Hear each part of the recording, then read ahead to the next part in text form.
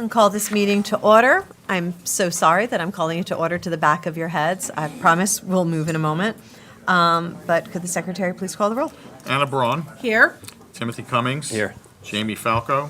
Here. Louis Figueroa. Here. Lori Herrick. Here. Lee Woo Hong. Here. Lori Lax. Here. Wilbur Pan. Heather Guas. Here. We have a quorum. Please rise to salute the flag.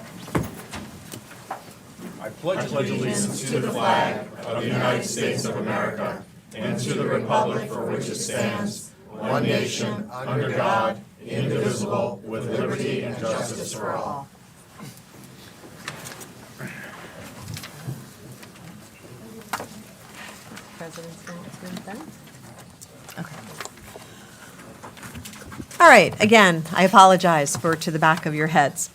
The New Jersey Open Public Meeting Law was enacted to ensure the right of the public to have advance notice of and to attend meetings of public bodies at which any business affecting their interest is discussed and acted upon. In accordance with the provisions of this act, the East Brunswick Board of Education has caused notice of this meeting to be published by having the date, time, and place thereof posted at the Board of Education offices. Written notice was also provided to the Sentinel, the New York Star Ledger, the Home News Tribune, and the Alternative Press of East Brunswick, and the Municipal Clerk of East Brunswick. All Board of Education meetings, with the exception of executive session discussions, are videotaped for later broadcast. It is the policy of the Board of Education that videotaped meetings are not edited for any purpose. Individuals who speak at the board's public meetings should be aware of these videotaping rules. All right, and we are moving to the Wall of Honor.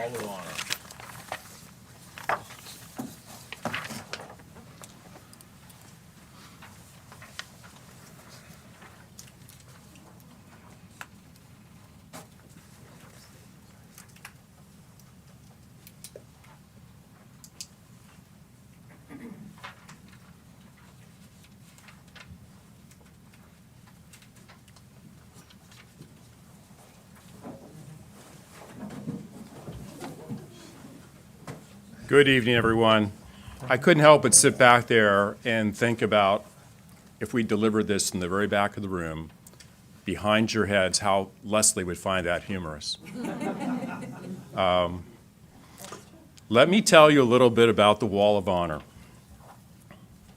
We're here to celebrate the 2025 Wall of Honor honoree, Ms. Leslie Anderson. She influenced our school district in extraordinary ways. And throughout her time with us, she made substantial impact to this district. And we're going to share those details and her contributions later in this program. But first, just about the Wall of Honor. This was constructed for the purpose of honoring individuals who have made a significant and extraordinary contribution to East Brunswick schools. The recognition committee is composed of members of the Board of Education, the East Brunswick Education Association, the East Brunswick Principals and Supervisors Association, and was established to develop guidelines, and criteria for the selection of the honorees. And it's considered the highest honor our district awards. The Register of Honors, which is that big book over in the corner, it details the service history of the individuals who have been chosen for this honor. And that register allows us to memorialize the wonderful contributions of all of these individuals. So at this time, I would like to introduce Ms. Heather Guas, who is President of the Board of Education.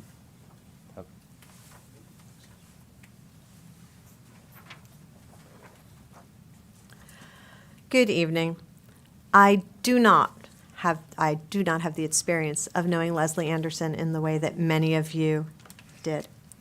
But I did have the honor of meeting her many times, but there were two instances that resonated because it was so evident that for her teaching was an art and a calling. I had asked to tour the high school during the summer. It was hot and sweaty and surprisingly not empty.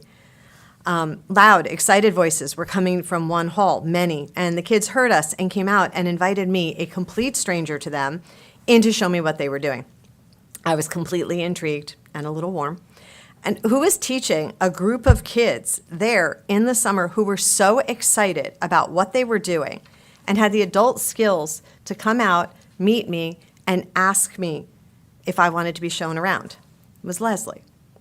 A day later, I received a letter from the robotics club president thanking me for taking the time to visit them and ask questions, and explained what they were currently working on, including their outreach to preschoolers, and offered to answer questions about activities or future plans. And I was blown away, because teaching children to explore and discover through robotics, that's amazing. But teaching children to interact successfully and gracefully with the adult world, that was Leslie. A year later, I had the pleasure of talking teaching on stage with Leslie while waiting for the NHS inductions to begin.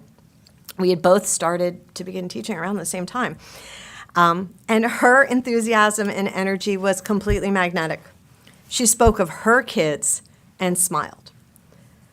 She laughed often. She spoke with such pride and stopped our conversation repeatedly as her kids politely waited to ask her questions. They were nervous, and she was clearly their rock and their guide. And I walked away with two thoughts. I wanted to be like her, and I wanted my own children to have her as a teacher. I am honored to be a part of her induction into the East Brunswick Wall of Honor. Leslie Anderson is what parents hope for, what generations grow from, and what children need as a beacon, a guide, and an anchor. And I know by the number of students out in the world and in East Brunswick who are young adults, and some who are, well, like adults, who in their minds still consider themselves to be her kids, that we were honored by her presence, and we are grateful to honor her tonight. Thank you.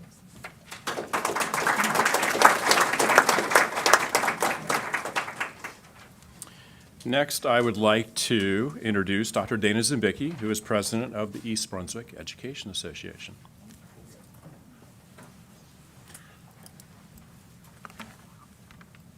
Thank you. Good evening, everyone. So tonight's bittersweet as we gather to celebrate the dedication and life work of our dear friend Leslie Anderson. And I'm going to try not to cry.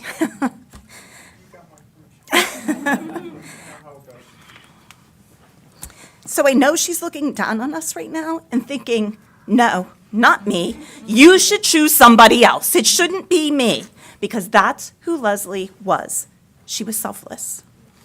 This evening, you're going to hear about Leslie's passion for education and her incredible reach, because she was so much more than a teacher.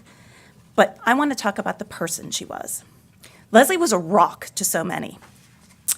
Of course, to her adoring husband, Kevin, to her parents and her family, but also to nearly every person she encountered.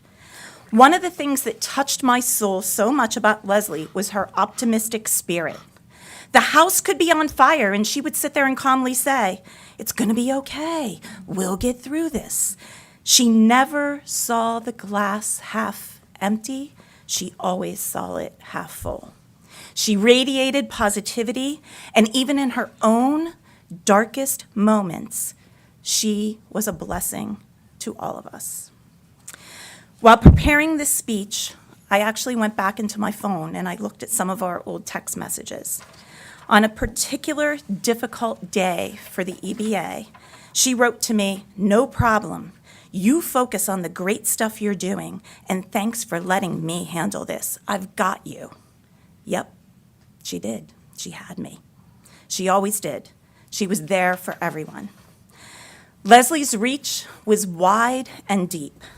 A once-in-a-lifetime teacher, if you were lucky enough to have her, a multiple club advisor at the high school, a building rep, a committee leader, a leader in the East Brunswick Education Association, the Middlesex County Education Association, the New Jersey Education Association, and even the National Education Association. She was an advocate for all, students, colleagues, administration, family, and even fur babies. She had a gift for making others feel truly special. She would show up just when life was handing out lemons with her homemade sangria. When my mom was in hospice at a particular horrible time, she texted me, "Enjoy the sangria and let everything else wait till Monday." It meant so much because you need to have people like that in your life to say, stop, take a break, right? The other thing, Leslie showed up at 1 o'clock in the morning at the administration building during a tough negotiation session with arms full of her homemade cookies, donuts, and coffee, and, most special, an inspirational note for the EBA negotiations team. She was the right amount of positive, just what we needed to keep us going in the wee hours. She led by example. She listened, validated, encouraged. She helped people see reality and work through it. And no matter the situation, you walked away from a conversation with Leslie feeling seen, feeling heard, and above all, feeling special. At the start of the 2018-19 school year, Leslie gifted each of her EBA reps. She was the chief rep at the high school. She gifted them with a little inspiration kit, and she gave me one too. And it hangs on my bulletin board right in front of my face with the little card, and I look at it often. And it was cute, right? Just a little, it was called the EBA Building Rep Toolkit. There were pennies in it to remind you, always put in your 2 cents. There was a rubber band to say, always stay flexible. There was confetti. I love this one. When you feel like throwing something, throw joy. There were marbles to replace the ones that you lose often. And of course, a Hershey's miniature chocolate. And it said, it's chocolate. What else do I need to say? This kit hangs there, and it reminds me so much of her message, her passion, her advocacy, and to stay hopeful, and to stay kind, and to stay Leslie. So tonight, Leslie joins the incredible individuals on this Wall of Honor, people who went far, far, far beyond their district jobs. But a few of them on this wall are a little extra golden, just a little extra golden. And Leslie is definitely going to be one of those little extra goldens. So Leslie, congratulations, and we miss you.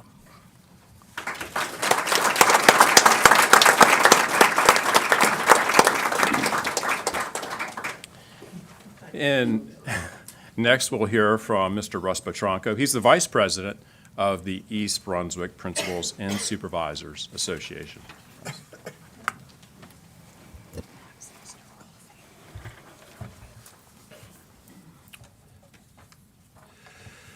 Good evening, everyone. This evening, East Brunswick Public Schools honor the legacy of Leslie Anderson by placing her amongst the other distinguished recipients on the Wall of Honor. If any of the previous recipients are in attendance, congratulations and welcome home. It was in my role as an assistant principal at the high school from 2020 to 23 that I got to work alongside Leslie and witness her many qualities that led us to being here this evening.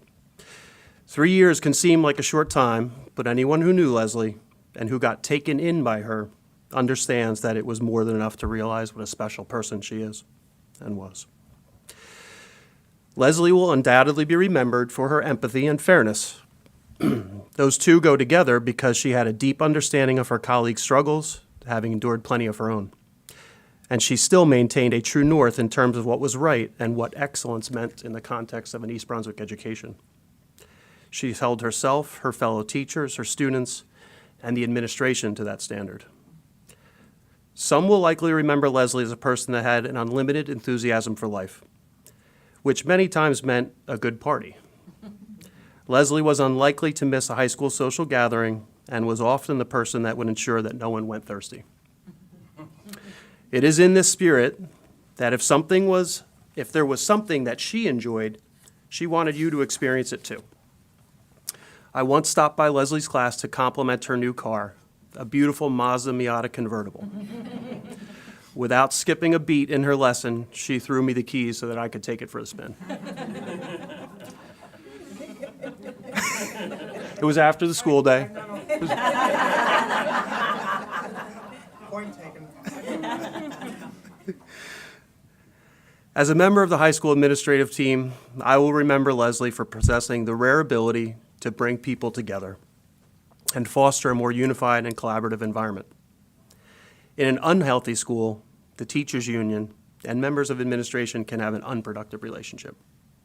This was not the case in Leslie's school, as she would proudly proclaim it. much to the chagrin of the principal. In fact, she would park in his spot when he wasn't there.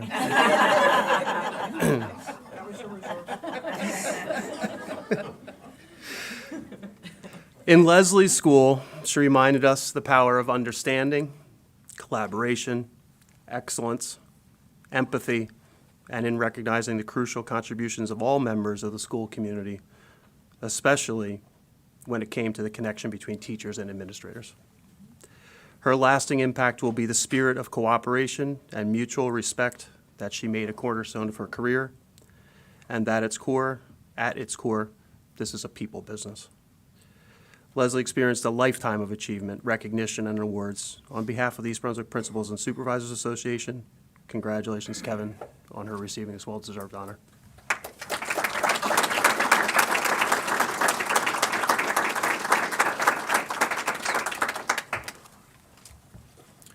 You've already heard a lot about Leslie, but I'm going to add a little bit more to the story. When you think about East Brunswick High School, as you've already heard, you cannot help but think about Leslie Anderson as part of the fabric of that school's community. She was involved, as you've heard, in every aspect of student and staff life, ensuring that everyone was supported and encouraged to be their best. And she truly was inspiring to all of us. Leslie was first and foremost a science teacher in East Brunswick High School for 26 years. She started her career teaching physics and chemistry, and always wanted to jump in and help. There's no surprise. She also tackled being the yearbook advisor early in her career. As she continued in her career, she became a leader in the chemistry department and the entire science department. She not only taught every level of chemistry, she taught them all well. She could help a struggling student understand a basic chemistry concept one period, and the next period help the most exceptional student understand content far beyond the high school curriculum. She did it all in a supportive manner, always encouraging, always believing that her students could and would succeed. And that even happened on Honor Society induction night when it comes to lighting the candles.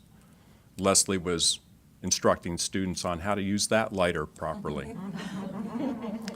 Long before we were all forensic scientists from our hours of watching CSI, Leslie had the vision to develop our very own crime scene investigation class, and she spearheaded the addition of a now popular forensic science class at high school, something she was incredibly proud of. Leslie was so much more than a science teacher. She was a club advisor for every club that needed her, and as you heard, she was involved in everything: Key Club, National Honor Society, Yearbook, Science Honor Society, and of course, robotics. She was the driving force behind the Powder Puff football game, which is now named in her honor, and helped the school begin the Relay for Life charity events, both of which have become a tradition. We could never capture all the hours she spent at the high school, impacting the school climate in countless ways. She was involved in everything that was good at East Brunswick High School. No accommodation for Leslie would be complete without mention of her work with the East Brunswick Education Association. So Leslie, as the grievance chairperson, and I met on occasion about issues concerning staff. But she was always a fierce advocate for her colleagues, and she always remained professional, respectful, and supportive of the district. And we could all learn from her when working through disagreements. While we are honoring Leslie tonight, she is also honored by many organizations throughout her time teaching. She received the Bristol-Myers Squibb Fellowship, Teachers Who Make Magic, the Governor's Teacher Award, and was an EBEF Partner in Excellence. So as you know, Leslie passed away in August of 2022, and her untimely passing left a hole in our hearts and the hearts of the high school. And if she were here tonight, she would say, as you've already heard, she didn't need to be recognized, that she did it all because she loved the work, she loved her students, she loved her colleagues, and she loved the school district. And while she's not here to accept the award, she is here with us in traditions, activities, and the great instruction that carries on. So her husband, Kevin Monahan, is here to accept the award on her behalf. She is most deserving of being honored with a place on the East Brunswick Wall of Honor. Kevin? All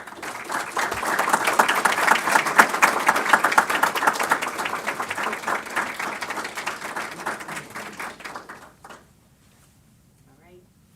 You want to do the big reveal before you say your few words? Please. Thank you. All right. Good boy. Steve down over there. There he is.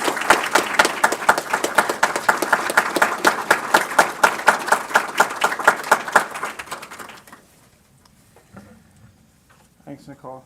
Thanks, Dr. Valesky. Can we hear me back there? Thumbs up? Okay. Thank you. All the speeches have been very intuitive and well put together, so I'm going to take it a little more deeper. It's my prerogative. And good evening. Thanks for contacting me to attend the East Brunswick Wall of Honor recognition ceremony.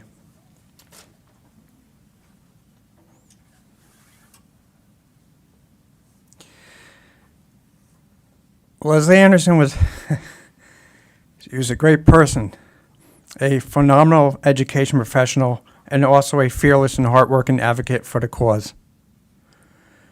Leslie was my loving wife.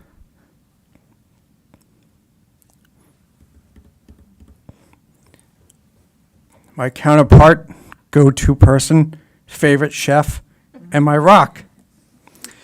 She certainly was gifted, and not only possessed superpowers, but infused her game with downright hard work. Being on time was always what people expected, but she was always early and driven by many students and those who valued her knowledge, guidance, and those who never gave up. And if they thought they failed, there was born a new opportunity to make it better. She also reached out to the wider student population and once again gave her precious time and skill set to make students' activities work. Many people read letters, books, one of her faves, proposals, signs, and whatever popped up on social media at the moment. She read people. When you take away all the noise in the world, we hopefully have each other. For those who have had the opportunity to work with her, either through yearbook, robotics team, and through many other groups, were able to benefit from her. What great feedback reward it was for her. I quoted it a few times while at the high school, but I was per diem.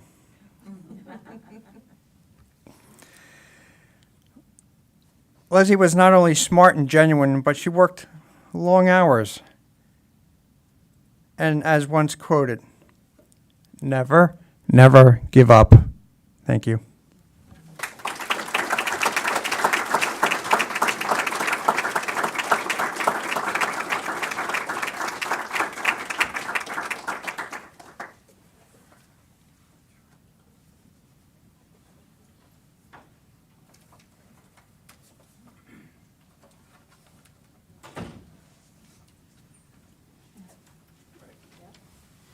We thank you all for being here tonight to celebrate this moment, this event, along with Kevin.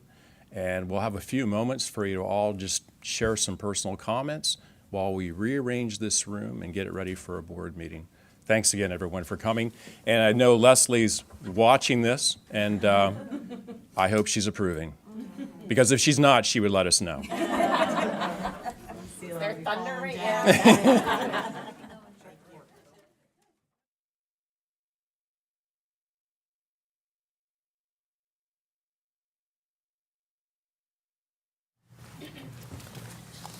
All right. So, I'm sorry, I'm a little out of order now. Okay, thank you. All right, we are going to begin with the superintendent's report. Dr. Valesky? Thank you, President Guas. Good evening, everyone, again. The artwork on display in the boardroom this evening was created by students from Churchill Junior High School. The art teachers of these talented students are Darren Amy, Greg Barron, Shana Fernandez, Debbie Menuza, and Kimberly Valdata. Matt Hannes is the principal. This past weekend, the high school orchestra attended a national orchestra competition in Washington, D.C., and the trip was extremely successful. The group played very well and received a gold rating for their performance in first place in the orchestra category.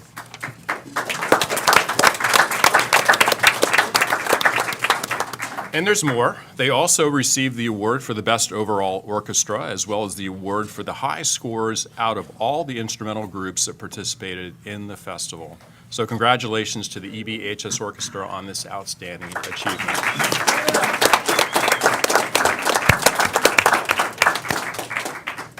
East Brunswick's Director of Public Works, Daniel Losek, came to the Joanne Magister Performing Arts Center on Tuesday, April 8th, to give a presentation on solid waste management to the Hammersholt students as part of the Grade 5 Science Trash Power Unit. Mr. Losek is a graduate of East Brunswick High School and provided insights on how the township utilizes its leaf composting site, recycling programs, and the county landfill located here in East Brunswick. And students asked great questions, and we hope it was a memorable experience for them. Third grade students at Lawrence Brook Elementary participated in the Fire Safety House program on April 8th. The East Brunswick Fire Department sends a trailer to the school in which students learn about fire safety and how to safely exit a building if a fire is present.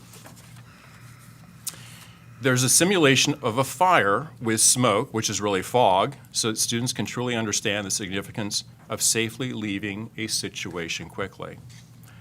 Our students benefited from learning about vital fire prevention and fire escape techniques. Over the course of the next month, all third grade students in the district will have the opportunity to participate in the Fire Safety House. Central Elementary proudly celebrated student leadership on Wednesday, April 2nd with their Principal for a Day event. Congratulations to Nately Hackham, Cristiano Sadek, who stepped up in the role and experienced a day of running the school. And we commend their enthusiasm and participation in this unique learning opportunity. This year, the Autism Committee at Chittick Elementary School took a unique approach to raising awareness and funds for autism support.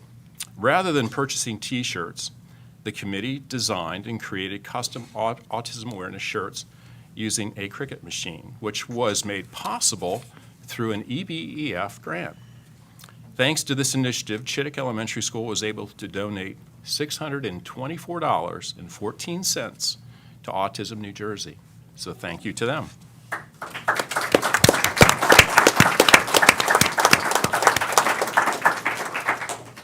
In addition to the T-shirt project, students collaborated with their buddy classes to create a beautiful flower wall display. And each petal represented something that makes each individual unique. And together they form the shape of a infinity symbol, which is a recognized symbol for autism acceptance. This meaningful display highlighted the importance of inclusivity and the celebration of differences within the school community. In sports, this week at the GMC Sportsmanship Luncheon, the following students were honored. Samantha Arnold, who is on our field hockey and girls lacrosse teams, was our female sportsmanship recipient. Silas Vega, who is on our boys lacrosse team and was our male sportsmanship recipient. And on Saturday, April 5th, Silas also recorded his 500th career save for our boys lacrosse team. Grace Gogola, who is on our field hockey and girls lacrosse teams, was honored as the recipient of the 2025 GMC Kindness Counts Award. The Kindness Counts Award was given on behalf of the Peters Fund, and that's part of the Marissa Tafaro Foundation. This award is presented to a student athlete who demonstrates compassion, generosity, kindness, sportsmanship, inclusivity, and empathy. Grace was nominated by her girls lacrosse coach and school counselor, Jessica Allen. The East Brunswick Athletic Program was also honored for the 2025 Sportsmanship Award for the entire GMC. We were nominated because of the number of sportsmanship awards our teams have won each season this past year, and then voted as the winner by the athletic directors in the GMC. Congratulations to our March High School Athletes of the Month. Students were selected for this honor by the coaching staff based on performance, demonstration of leadership, effort in practice, and of course for modeling exceptional character.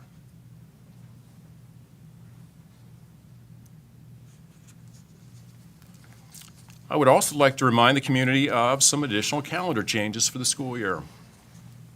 If we do not use our one remaining emergency closing day by Friday, May 23rd, then Tuesday, May 27th will be a non-school day for students and 10-month staff.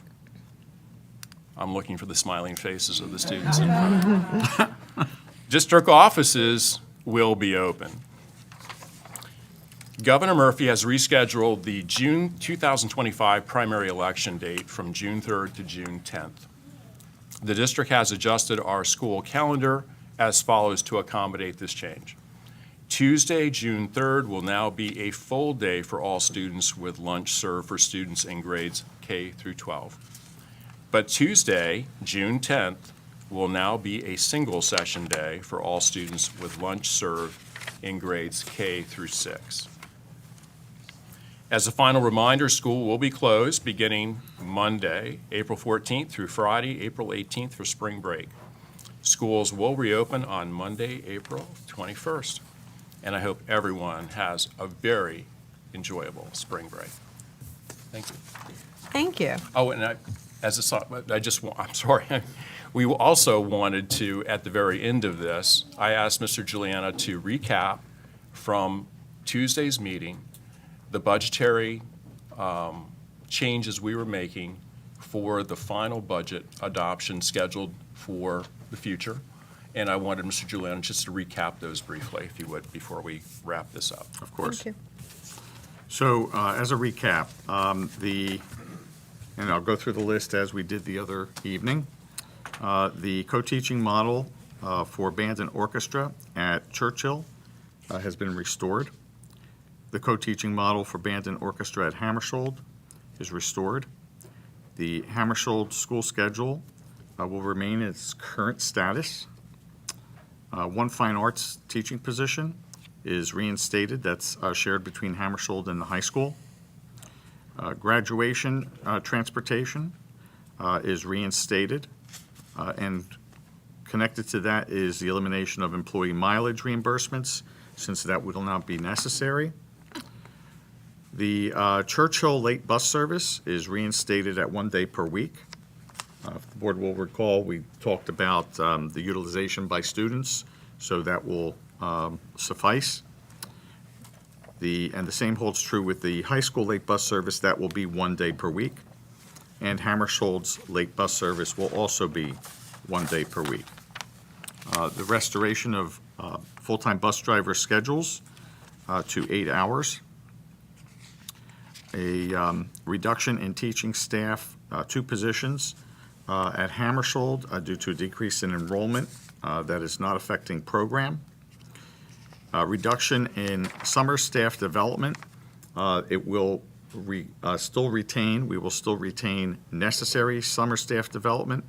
Other areas will be deferred, and this is for practical arts, artificial intelligence, flex, arts education, ILA, K-6, English 712, world languages and ELL, science 712, science K-6, math 712, math K-6, social studies, and health and PE. 2 currently vacant bus driver positions will be abolished. We will reestablish 1 part-time bus driver position at 7 3/4 hours per day. And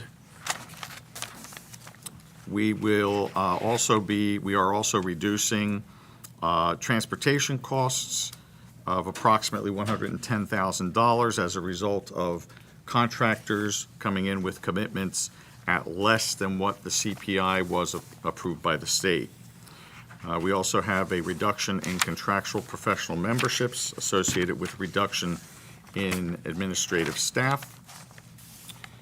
We have a reduction in contracted interpreter services, a reduction in translation services, a reduction in the EduClimber program, a result of the company providing us an adjusted quote that significantly reduced that cost. Summer Academy celebration is eliminated. There is no Summer Academy for ESL, so that is not a necessary cost. And the acquisition of Grapeseed, a curriculum for pre-K bilingual ESL, will be deferred. At the end of the discussion, and these are all items that the board gave consensus to, so will be reflected in the budget. At the end of the discussion, there were additional adjustments that would be required in the amount of $27,032, and we've identified the following areas which will be adjusted.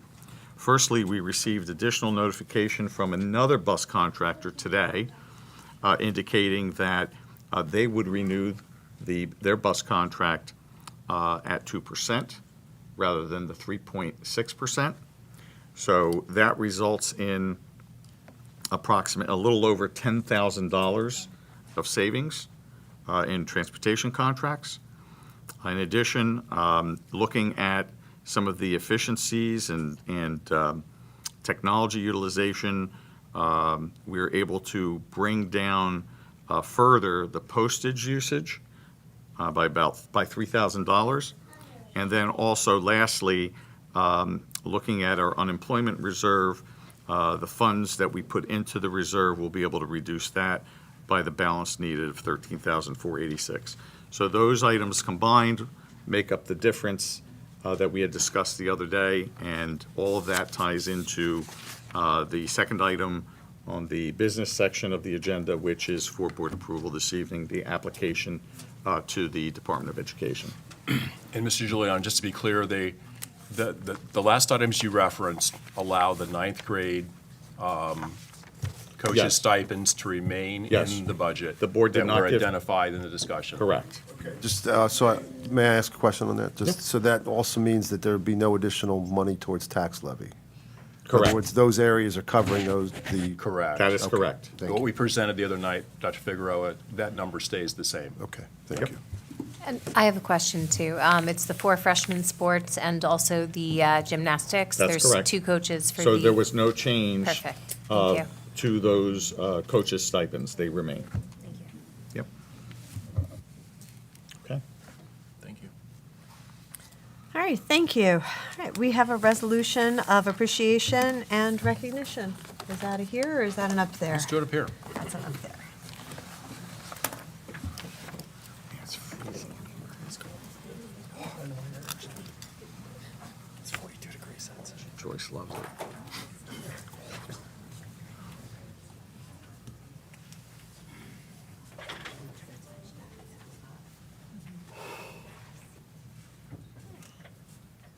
Calling it object. All right, this is a resolution of appreciation for the East Brunswick Education Foundation, 2025 Partner in Excellence. Whereas since its inception in 1993, the East Brunswick Education Foundation has funded 1,771 grants amounting to over $3 million in funding for technology equipment, cultural programs, authors' visits, school-wide cross-curricular learning events, hands-on materials, many books, and much more to complement teaching and learning throughout the district. And whereas from July 2024 to March 2025, the foundation has awarded 50 grants amounting to $111,000 towards its ongoing mission to enhance and enrich the curriculum for the students attending the East Brunswick Public Schools. And whereas its annual Partner in Excellence Dinner on April 30th, 2025, the foundation will celebrate this year's honorees, Jessica D. Benedetti, Lisa Ruggiero, Elizabeth Stankiewicz, Austin C. Cossack Jr., as well as the induction of Michael Siebel and Zach Morrison into the Alumni Hall of Fame.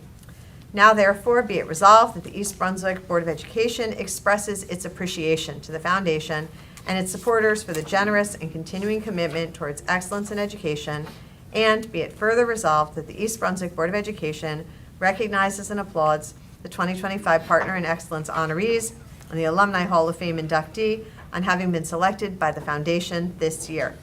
I need a motion for this. So moved. And a second? Any discussion? Who's the second? Jimmy.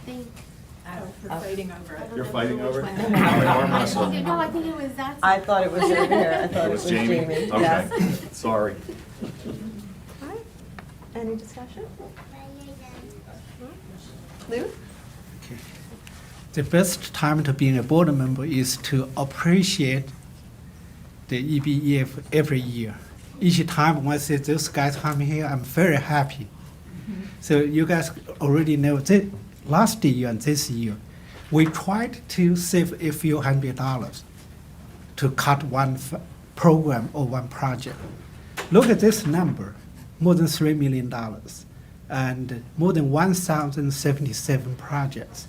And I believe last night you guys approved another almost $30,000 or $50,000 grant. At this difficult time, when the state cutting our fund, everything going up, you guys' contribution to this community, to this school district, to our students are tremendous help. So you guys deserve recognition every year, every month. As a board member, as a parent, as a taxpayer, I want to thank you guys for the hard job you guys doing. Each time when I go to your monthly meeting, I know you guys try to count every penny, try to raise every penny. Everything is going up, raising fund is getting more difficult. But you guys and Jack and Randy's leadership still managed to come up with such huge amount of money. This is amazing. You guys' job make East Brunswick really special. Thank you again.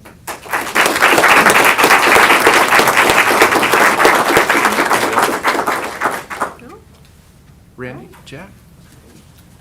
Did you have some other people you wanted to bring up and introduce as well? Student Association. Liz? Can I quickly vote on that motion? I'm sorry. Oh, sure, I'm sorry. All in favor? Aye. Opposed? Abstentions? Motion carries. Okay. Sorry. Thank you, Board President. Jack.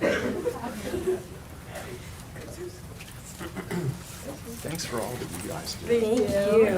I'm sorry. Appreciate you. Thank you for allowing us to do it. Thank you. It is. Thank you. Thank you so much. Thank you. I was going to work with these guys. Hide, All right. I'd like to hide behind you, please. Wait, well, no.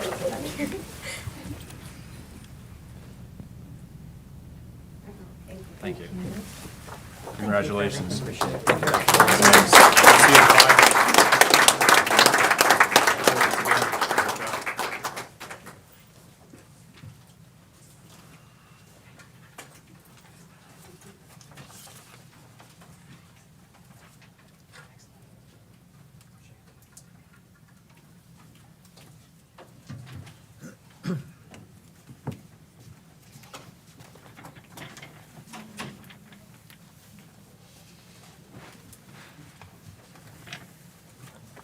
All right, I made it. I wasn't sure I was going to be able to read the entire thing without coughing. Almost took the tea with me. All right, so this brings us to the student representative's report, but he is not with us this evening. Rishi is at IPPL, and we wish them luck. And we are at the good of the cause for the public. The Board of Education recognizes the value of public comment on educational issues and the importance of allowing members of the public to express themselves on school matters of community interest. In order to permit the fair and orderly expression of such comment, the board shall provide a period for public comment at every meeting of the board. Residents are allowed to speak for up to 3 minutes. The timing will be kept by the board secretary. We would request that when you step up to the mic that you state your name and address, unless you are a student, and then your name and school. Is there anyone this evening wishing to address the board? I gotta bring this down to my size. Antoinette Evola, 45 Merrill Avenue. Excuse how I'm dressed. I just came from baseball. I'm assuming you save baseball, yes? I don't know if you're allowed to answer me. So I'm here tonight because I'm actually glad that I was here tonight on the night that you guys unveiled such a special woman. I didn't get to know her, but that's the type of teacher that I moved to East Brunswick for. And I'm worried that we're going to be losing a lot of Leslies. How many Leslies are going to be cut from these buildings because we are not budgeting properly? I asked you last year at this time, what are we doing to prepare for this year? Because I knew already it was going to be a show. You already know the word I was going to say. And I do not think you guys were prepared. This is my advice for next year, because I'm already thinking about next year in my own business, in my house, and you guys should be doing the same thing. You need to focus on the top. It is too top heavy. I have spoken to so many board members, so many administrators all over New Jersey. I am all over New Jersey all the time. We have a lot of positions that are unnecessary. You know what's necessary? Teachers. You know why? Because they're on the front lines. They're the ones that are going to give those students the experience that we all pay taxes for. You guys are raising our taxes. I knew that that was going to happen because the presentation that you gave us in February, every single thing there you knew was going to make all of us come here and say, don't do that, save that, leave those kids alone. We need those teachers. And then you know what you did? You turned around and you raised our taxes. And all of you who have voted in here, you live here. Your taxes are going up too. And it's not 232. 232 if you have $10,000 in taxes. How many people in this room have more than $10,000 in taxes? It's going to be way more than that for them. And that's this year with 17% increase in electricity. The food's up. The gas is pretty decent. But you know what I'm saying. It's not going to get less next year. So you guys need to prepare next year. We don't want to come back here next year and say, save music. Don't turn Hammersholt into an elementary school. Stop cutting sports. These are the things literally right there, 3 A's. And all you guys do is go for those things first. You need to start looking at where you guys have those 6 figures, because those six figures are taking multiple teacher jobs. Thank you. Thank you, Antoinette.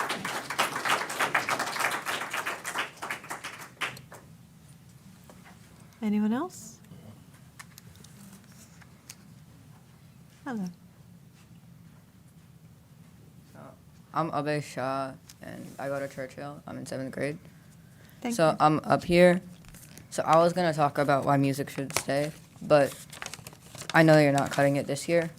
So I'd like to talk about why next year you should try to not have this discussion on why music should go or not. So music, it helps students a lot because it helps their brain with more grit and perseverance and teamwork. And then that can help them in the long run. And then also, it relieves stress and anxiety. And so that would help with mental problems. And it encourages leadership and creativity and independence among students. And so they can be successful in life. So now I know that music benefits students. And so next year, we have to make sure that it doesn't get cut. So, we have recurring memberships to certain things that we might not even use. So review those memberships that we use and then see which ones are unneeded. I remember when I was in elementary school in Warnsdorfer that no students had computers at all. And then after COVID, everyone got computers, and I'm sure that raised a bunch of costs. So perhaps removing certain software or hardware from elementary school or other schools would reduce the costs. And so the budget cuts, they're going to have to happen every year. So we should be planning ahead. Thank you.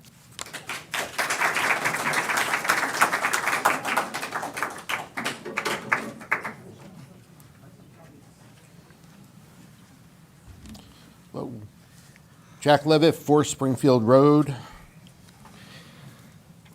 At the last meeting, the meeting at Hammersholt, Dr. Pan asked the question at the end of the meeting. I think it was around 12:40 or 12:45. Not many of us were left, but he asked the question about how the budget was created, and He made the assumption that it was created bottom up, and Dr. Foletsky said that due to time and the timing of the funding coming from the state, it was created central office and then moved down. Ironically enough, the next week in my leadership class, I taught the process of decision-making. We talked about the fact that any decision needs to have three key pieces: the decision maker, their advisors, and whoever's implementing the solution. Without all three involved, the best solutions aren't the result. I think we saw evidence of that in this budget season. I think a more inclusive process could have saved this community days of angst, umpteen social media posts, and lines at this microphone, more specifically the one at the JM PAC. I've sat at these meetings for quite a few years and heard patients concerned about how big programs have been rolled out, specifically the creation of Hughes and the math program, both in the same year. And I wonder how many of these three parties were at the table when that was all rolled out. I've heard it wasn't all three. Next year, as we've heard, we already know that it's going to be a fiscally challenging year. So I ask, in fact, I encourage the board to look at the process now rather than in January to see how to make it as inclusive and empathetic as possible. Thank you. Thank you, John.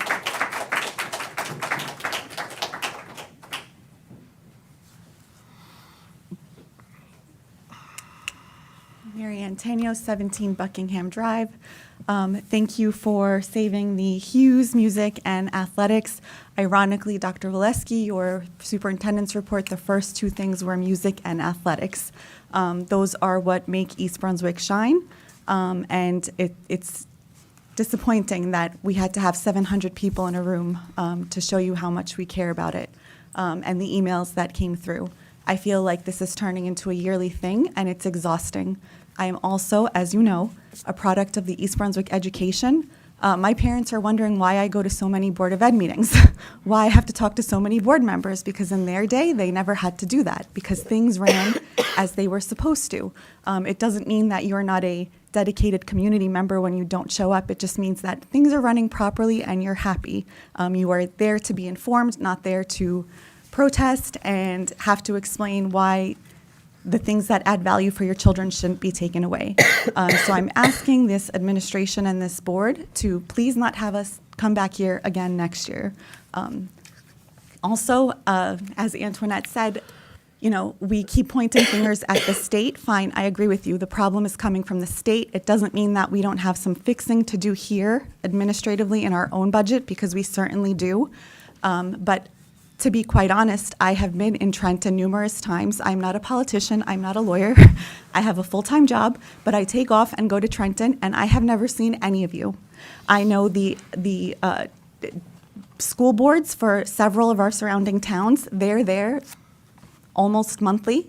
I've become friends with some of them because I've met them there. Why aren't we in Trenton protesting?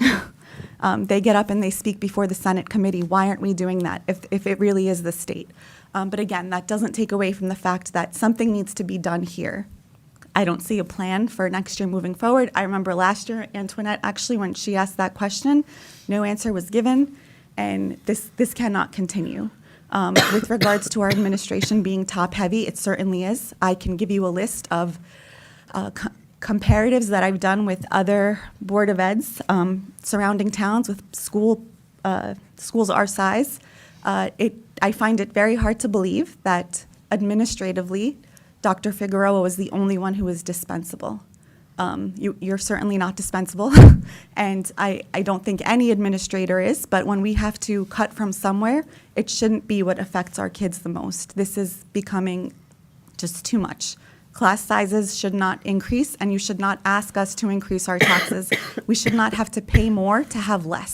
If you are going to make us 10 pay seconds. more, I understand if it's because you're giving us more, but this is not acceptable, and I'm asking you to please find better solutions. Thank you. Thank you. Excuse me. Anthony Gugliata. I am the math supervisor, K-6 math supervisor, and the president of the EBPSA. Good evening. I would like to ask the board to once again reconsider the proposed cuts to 4 members of the East Brunswick Principals and Supervisors Association. Each year in the fall, the assistant superintendent presents the district's state standardized test scores. Since I've been in the district, this has evolved from the New Jersey Ask to the Park to the current NJSLA in math, ILA, and science. And each year, the board looks at our results and rightfully asks, how can we do better as a district? I can't imagine a good response to this question is to systematically dismantle the district's support system for the very teachers that teach these subjects. Unfortunately, this is exactly what appears to be happening. If the current plan to cut 4 supervisors goes through, this will be the second year in a row that these subject area teachers will be adversely affected by budget cuts. As a reminder, the 4 K-6 math coaches and the 4 K-6 ILA coaches were cut due to budget constraints at the end of the 23-24 school year. Now, a year later, 4 district supervisors are being proposed to be cut, all of whom work directly with teachers in the 3 tested areas of math, science, and ILA. As I shared the last time I spoke, East Brunswick has about 40 teachers per grade level in grades K to 4, about 35 per grade level at Hughes, and about 40 teachers per subject matter at Churchill and the high school. As you can see, this is a tremendous amount of coordination that is required to support the curricula at these 11 buildings. The proposed cuts will reduce the number of supervisors across the districts for math and science teachers from 4 to 2, and reduce the number of supervisors for ILA and social studies from 3 to 2. With the EBPSA membership split evenly with 19 principals and assistant principals and 19 supervisors, that means that just over 20% of the group that works directly supporting teachers, programs, and curricula is being proposed to be cut. This is a devastating number to say the least. The EBPSA is also concerned about the district's decision to potentially cut the leadership behind embracing new educational technologies such as AI. Thanks to this work over the last 2 years, East Brunswick is poised to implement policies that will allow us to harness the potential of AI while also protecting our students from any possible dangers. This work has been celebrated by the board on several occasions and also highlighted at parent universities, with stakeholder committee groups, and through presentations at professional organizations throughout New Jersey. And thanks to this work, East Brunswick is now seen as an educational leader and pioneer with these technologies, much as Amazon embraced the internet rather than brick-and-mortar stores as its beginning. However, with this potential cut and subsequently turning away from this great work, we are now sadly taking the route of stores such as Sears and deciding that we are not going to embrace this potential game-changer technology and instead allow other districts to catch up and inevitably pass us by. By removing vital support for our teachers and students through the elimination of these 4 supervisor positions, this will surely have adverse effects on the district's ability to meet the curricular needs at the accessibility of all the coming up to East Brunswick.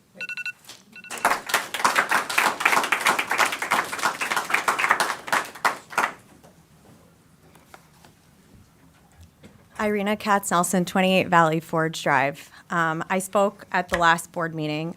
I think over the last few weeks, I guess I was just absolutely embarrassed that East Brunswick even got to where we were in that meeting. But the silver lining of it all, it has awoken all our parents. If I said that wrong, it was a big awakening for us. We will never be put in a position where we hear about something like that at a meeting the way we did and had to speak like that. We are going to be following up on plans for next year the entire year. This is not going to be something where it's 700 parents are speaking in a room one time at a Board of Ed meeting. I never attended Board of Ed meetings, but I am now awake. And I'm going to be watching what the district does for the next year as we plan for the budget cuts that are to come. As we all heard, they're not going away, and this is not something that you guys can just do a bait and switch like it happened this year, and then just have us say thank you when the cuts don't happen. We will be watching every single step. There's a group of parents that are fully in the know now, and no more not going to board meetings for people like myself and many other moms in town. And I thank you for not making these cuts, but the truth is they should never have been there. You guys are all in finance, essentially. That is your job. That is your finance professionals that need to do budget planning. Do better. That's all I'm asking for next year. Just do better. You have degrees in this. I went to business school. You learn how to financially plan. Thank you.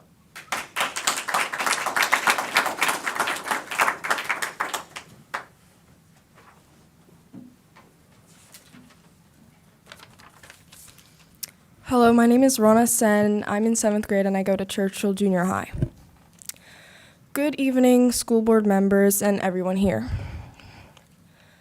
I'm in Honors Wind Ensemble and I'm here tonight to speak on behalf of something that can't speak for itself, our school's music program. As I've now learned that it's not going to be cut, that's a good thing, except for the fact that this can't keep happening every single year, where we have to be concerned whether it's going to stay or if it's just going to disappear one day. Music is my life, and I'm sure I'm not the only one who thinks that in this room. And I've been playing the trumpet since 4th grade, and I still remember the ecstasy that I felt when getting my trumpet, as it would be my second instrument after the piano, which next year will be my 7th year playing. When I heard about the situation that was being suggested next year for the music program, I was completely devastated. Honestly speaking, considering the idea of taking away and limiting our resources as musicians that would have let us and our talent flourish feels so unfair. I was really upset on how this budget cut will be drastically affecting future musicians, and I'm wondering now if any of you have ever felt the euphoria of playing an instrument in a group, like band or orchestra or something else.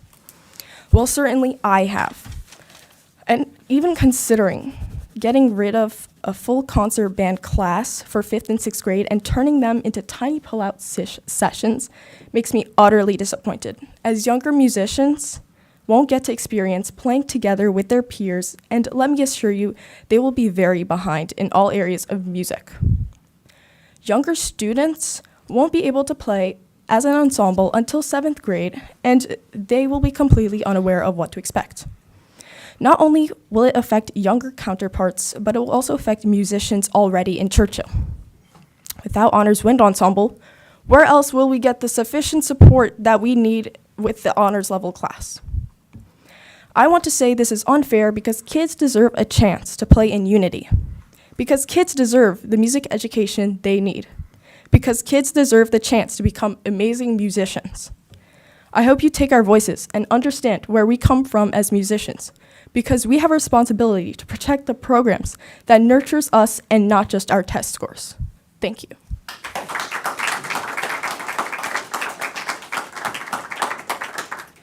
Thank you.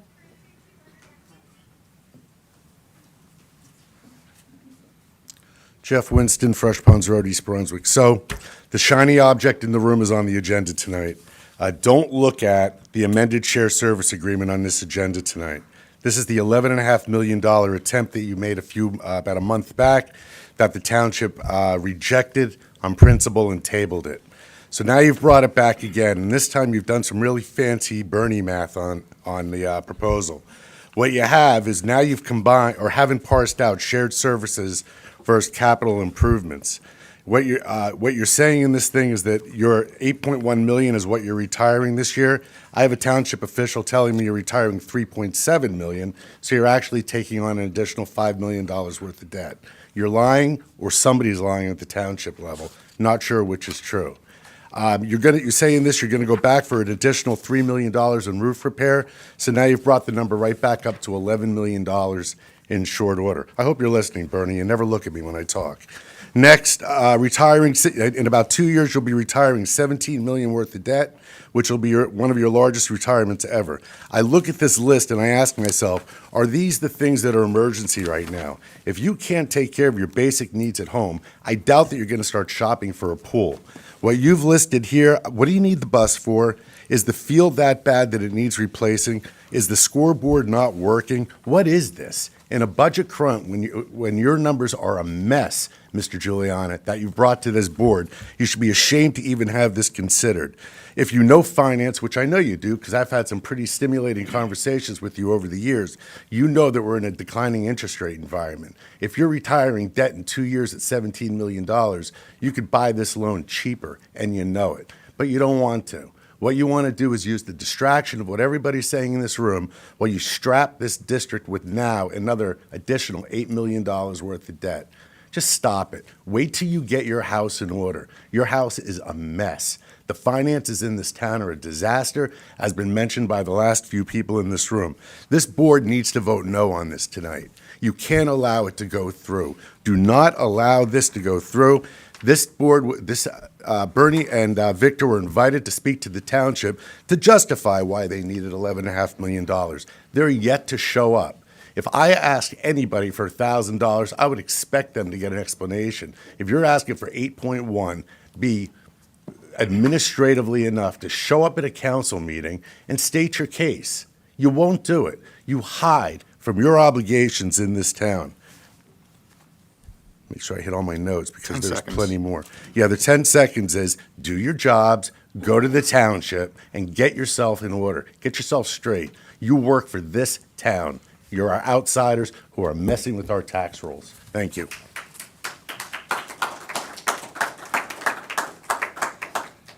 Thank you. Is there anyone else?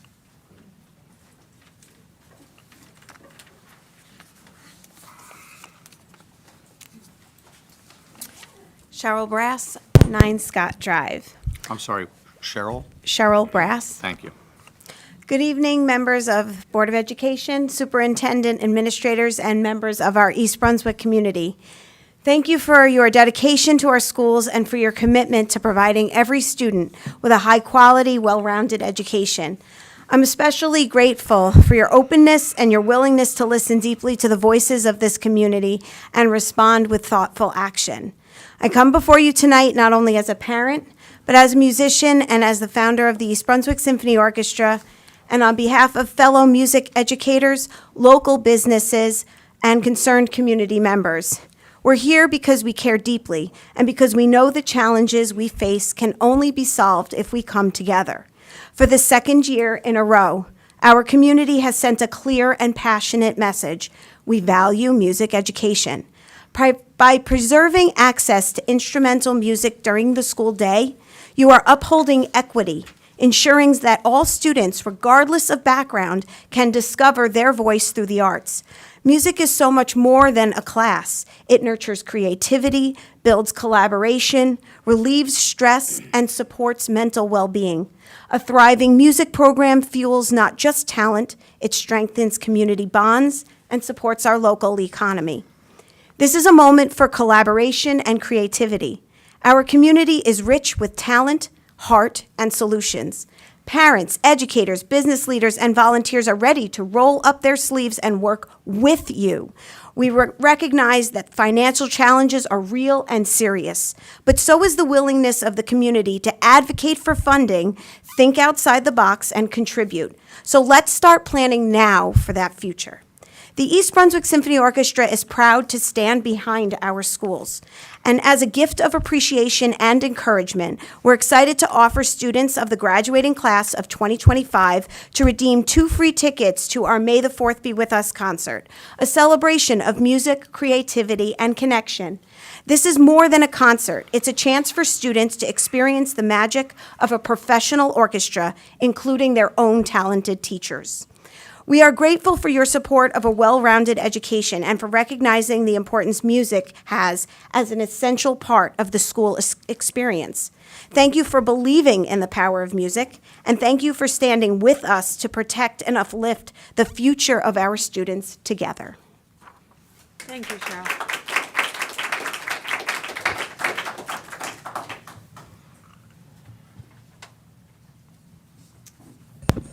My name's Ali Patel from Pawnee Road. I'm sorry, can you repeat? Pawnee Road, Ali Patel. Thank you.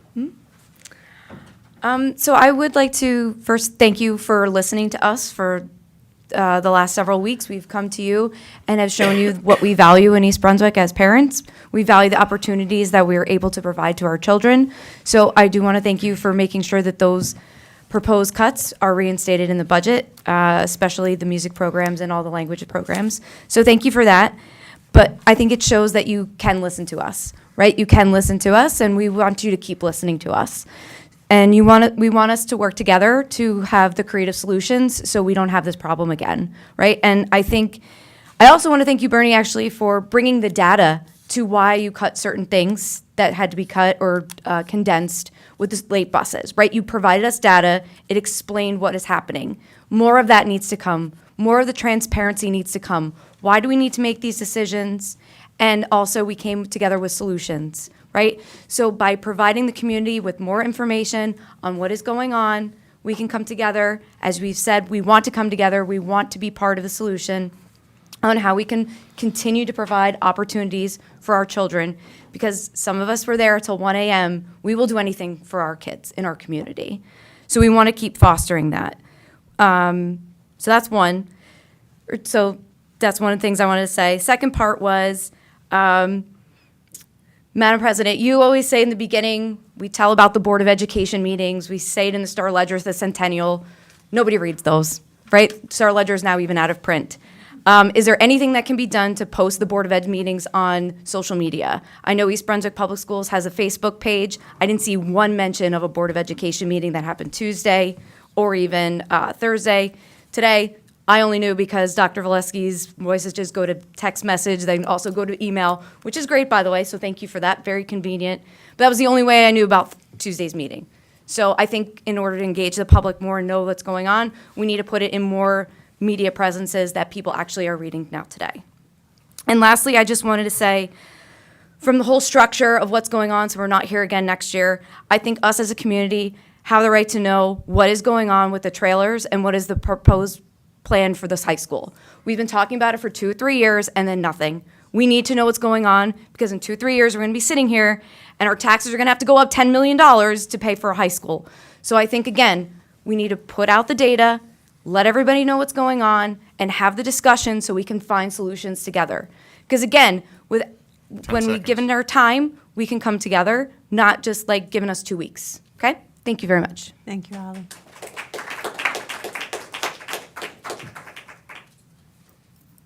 Is there anyone else?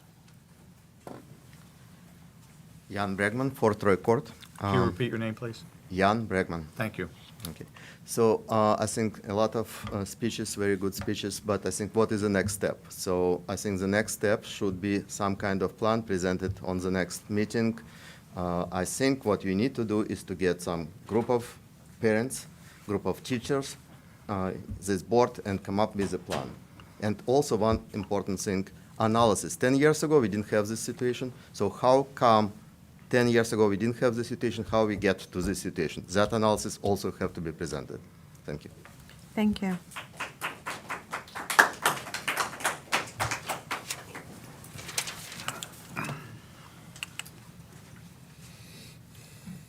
Hello, my name is Sandeep Shah from 9 Hager Street. I'm not an accountant. I'm not, MBA or a business person or anything else. I'm an engineer. It's a tough job. I do it really well. You guys all have a tough job too, right? I tried to look through the budget, and it was a huge stack of like a lot of reading, and it was on a small phone, so it was really hard to read too. So I see your struggle. One thing I've noticed in a lot of businesses when they struggle with finances and when they struggle with their budget, what they frequently do is they go in and they bring in some outside consultants to help sort it out. You do benchmarking, you do comparisons, you figure out where are we high, where are we low, where do we improve, where do we need to, or where are we just good enough? I'm not suggesting we bring in consultants because we can't afford the McKinseys and the Bains and all those guys. But look at the community around us. I guarantee, just in my own neighborhood, we've got consultants that would probably be able to help us. In everybody's neighborhoods, there's people out there that can help. And if we were to actually break this down into some sort of a task-based project, I think that we could really attack this in a manner where it's a structured approach that looks at sustainability of our programs over a longer course of time rather than going at this every 1 or 2 years. So I ask you guys, please, start reaching out. We have talent here in the community, right? It's not just on you because we all benefit from this. We all work together for our kids. Thank you. Thank you, Sandeep.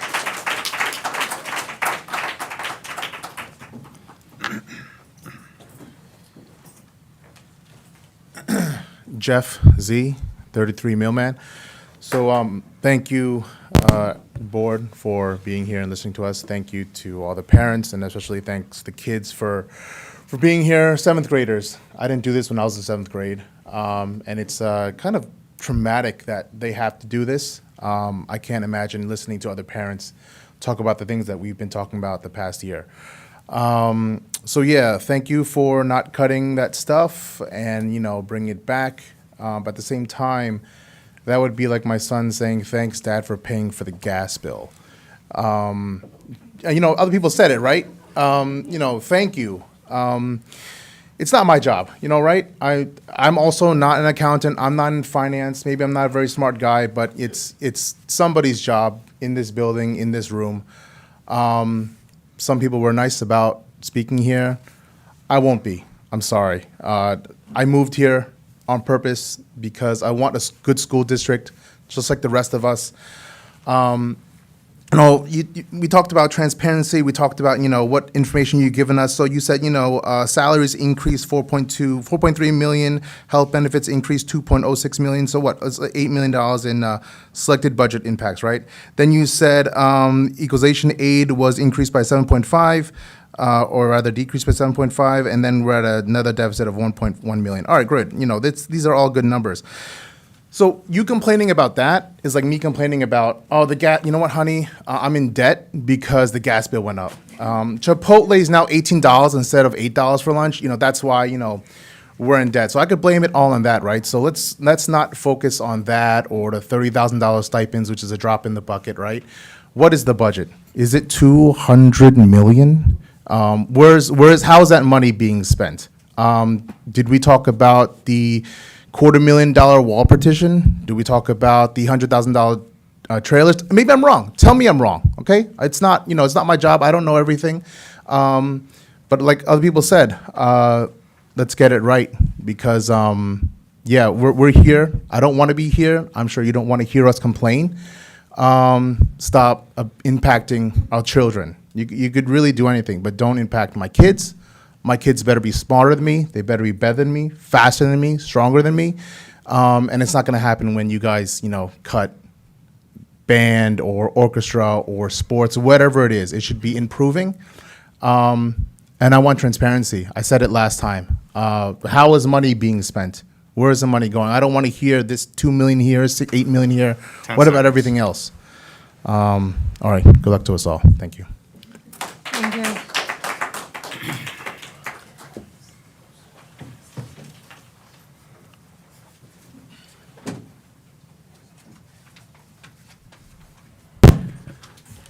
Michael Mistruzzo, 27 Colonial Drive. Good evening. I'd like to echo what my friends have said here this evening, that this shouldn't take several meetings, one of which had an attendance of over 700 people, and what would amount to countless hours of speakers. Whereas I'm pleased to hear that there have been changes in the decisions from the last meeting, we need to do a better job at forward-looking. I run a business unit in a professional services firm, and I am constantly thinking about where the hockey puck is going. We are very fortunate to have line of sight that we are going to be budget constrained into the foreseeable future. Let's use this as an advantage to begin thinking differently. And let's try to work together with our families, local business, and continue to have East Brunswick schools live our values of excellence in academics, athletics, and the arts. Thank you. Thank you, Michael.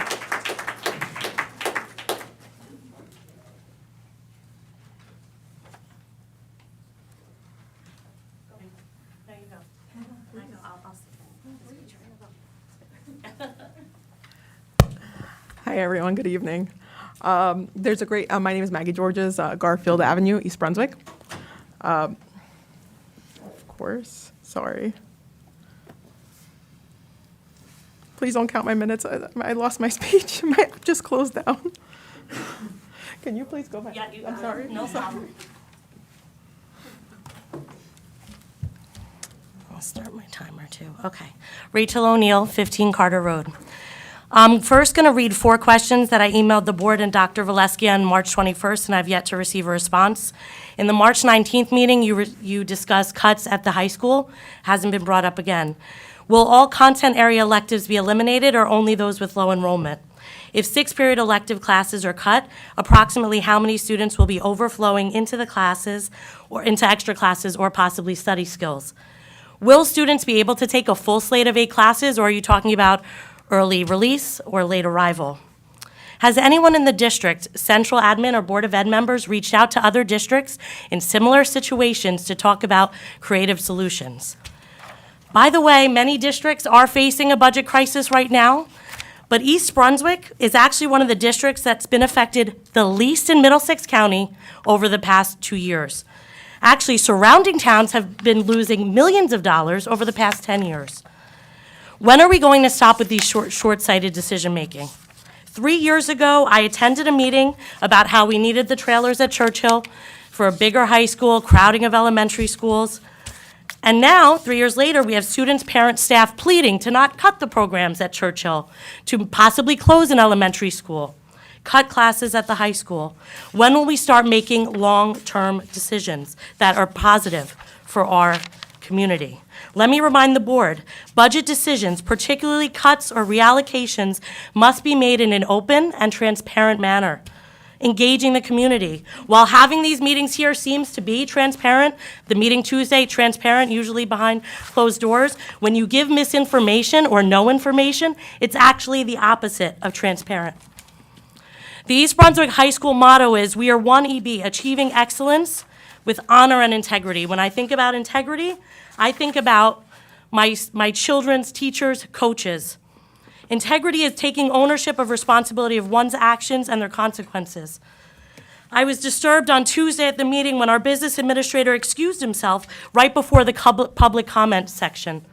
Wasn't here to listen to the public portion, even though it was only possibly 7 people. And then I'm assuming went into an executive or closed session to talk about the cuts that should be made. I implore the board and central admin, let's lead with the same integrity we expect and we see from our students, our coaches, and our teachers. Let's make transparent decisions, protect educational excellence, create a budget that reflects what this community values, and also one that makes financial sense. Thank you.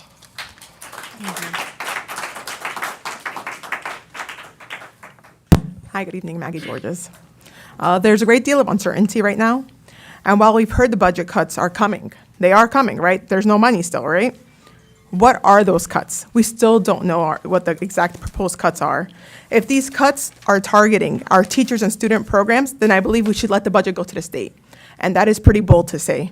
At a previous board meeting, multiple meetings, I heard board members and administrators explain that if East Brunswick Board of Education cannot pass a budget, the state will step in, and to be very scared because the state will be ruthless if they come in.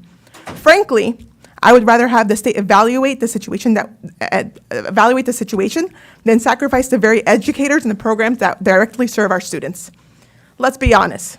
The state will likely begin by assessing the Board of Education central office and consider reducing administrative overhead before making decisions that directly impact students. So do not be so scared of the state. As we approach the budget's deadline, I urge you, please do not introduce last-minute changes that will pressure the public and the board into accepting ridiculous measures out of fear from the state. Please prioritize our students and teachers. Let the state step in if necessary. That is the alternative of undermining the quality of education and of our district. So do not be scared of the state. The state, in the end of the day, we work together, okay? If it means cutting our teachers and students, teachers and programs, it's not worth it. So please, do not introduce ridiculous measures. Thank you very much for your time. Thank you, Maggie.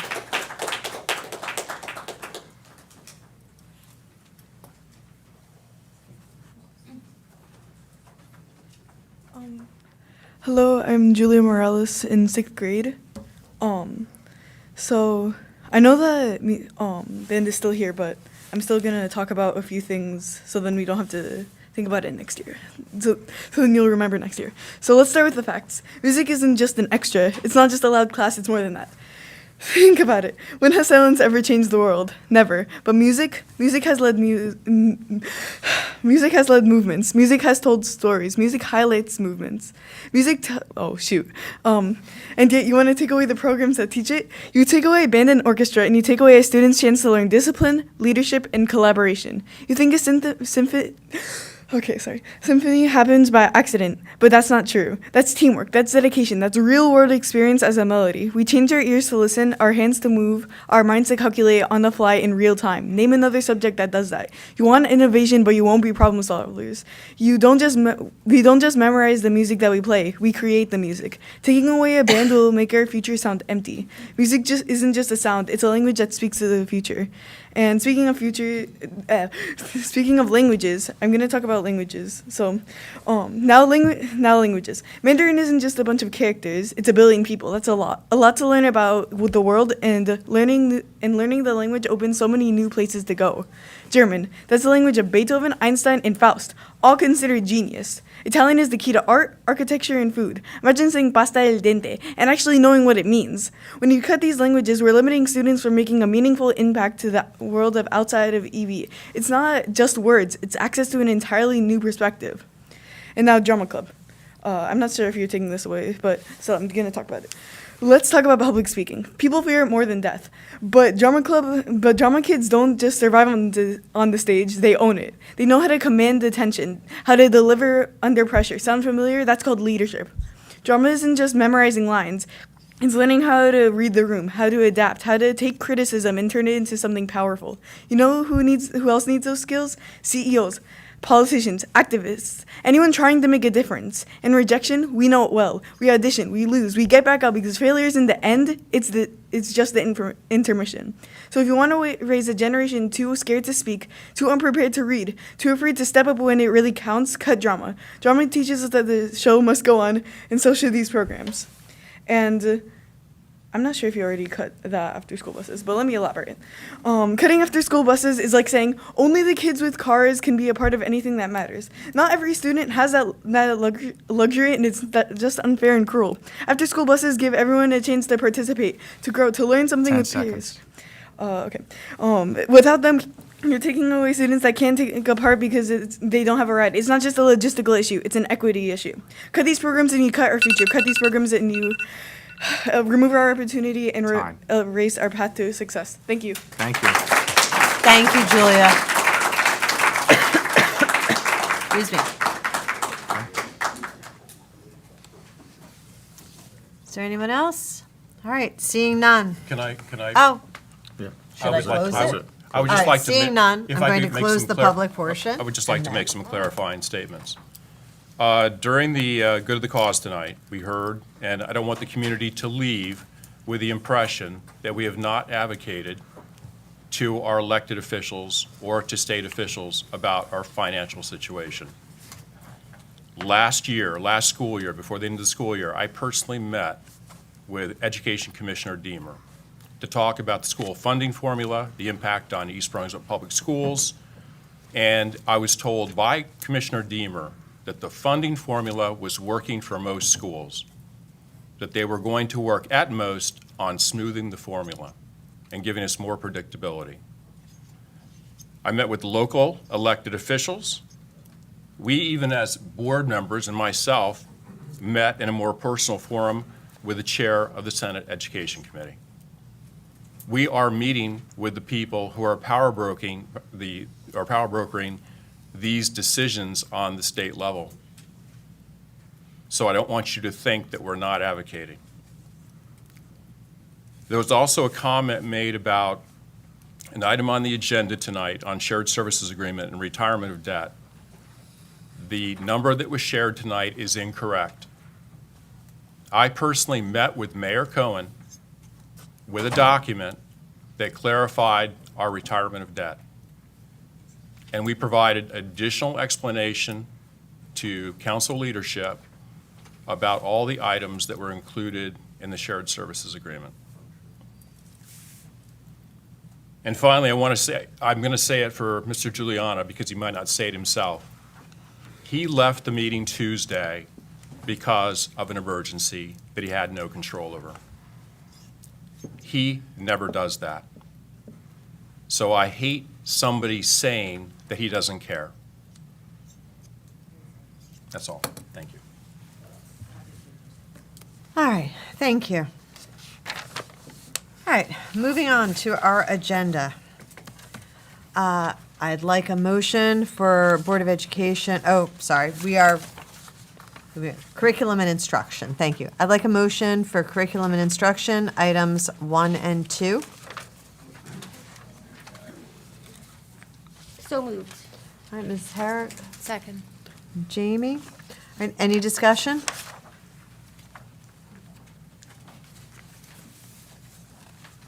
All right. This is a voice vote. All in favor?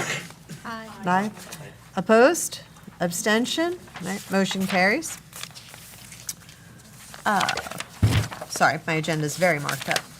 All right, moving on to business and support operations, items 1 through 19. Can I have a motion, please? So moved. Ms. Herrick Second. and Dr. Falco. Thank you. Any discussion?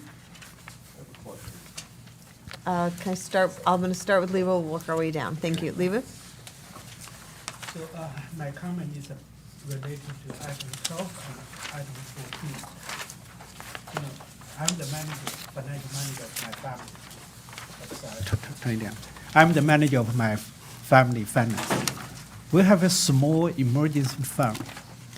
You know, we used to put it Bank of America, which carries no interest. And then I moved it to Capital One. For the saving account, it gave me about 3.8%. You know, every month I got a little bit of money. I took my boys up. So for this item, that's my personal story. For this item, 12 and 14, so it's about our fund interest. For the number 14, our internal revenue. I'm sorry, where's the number 14?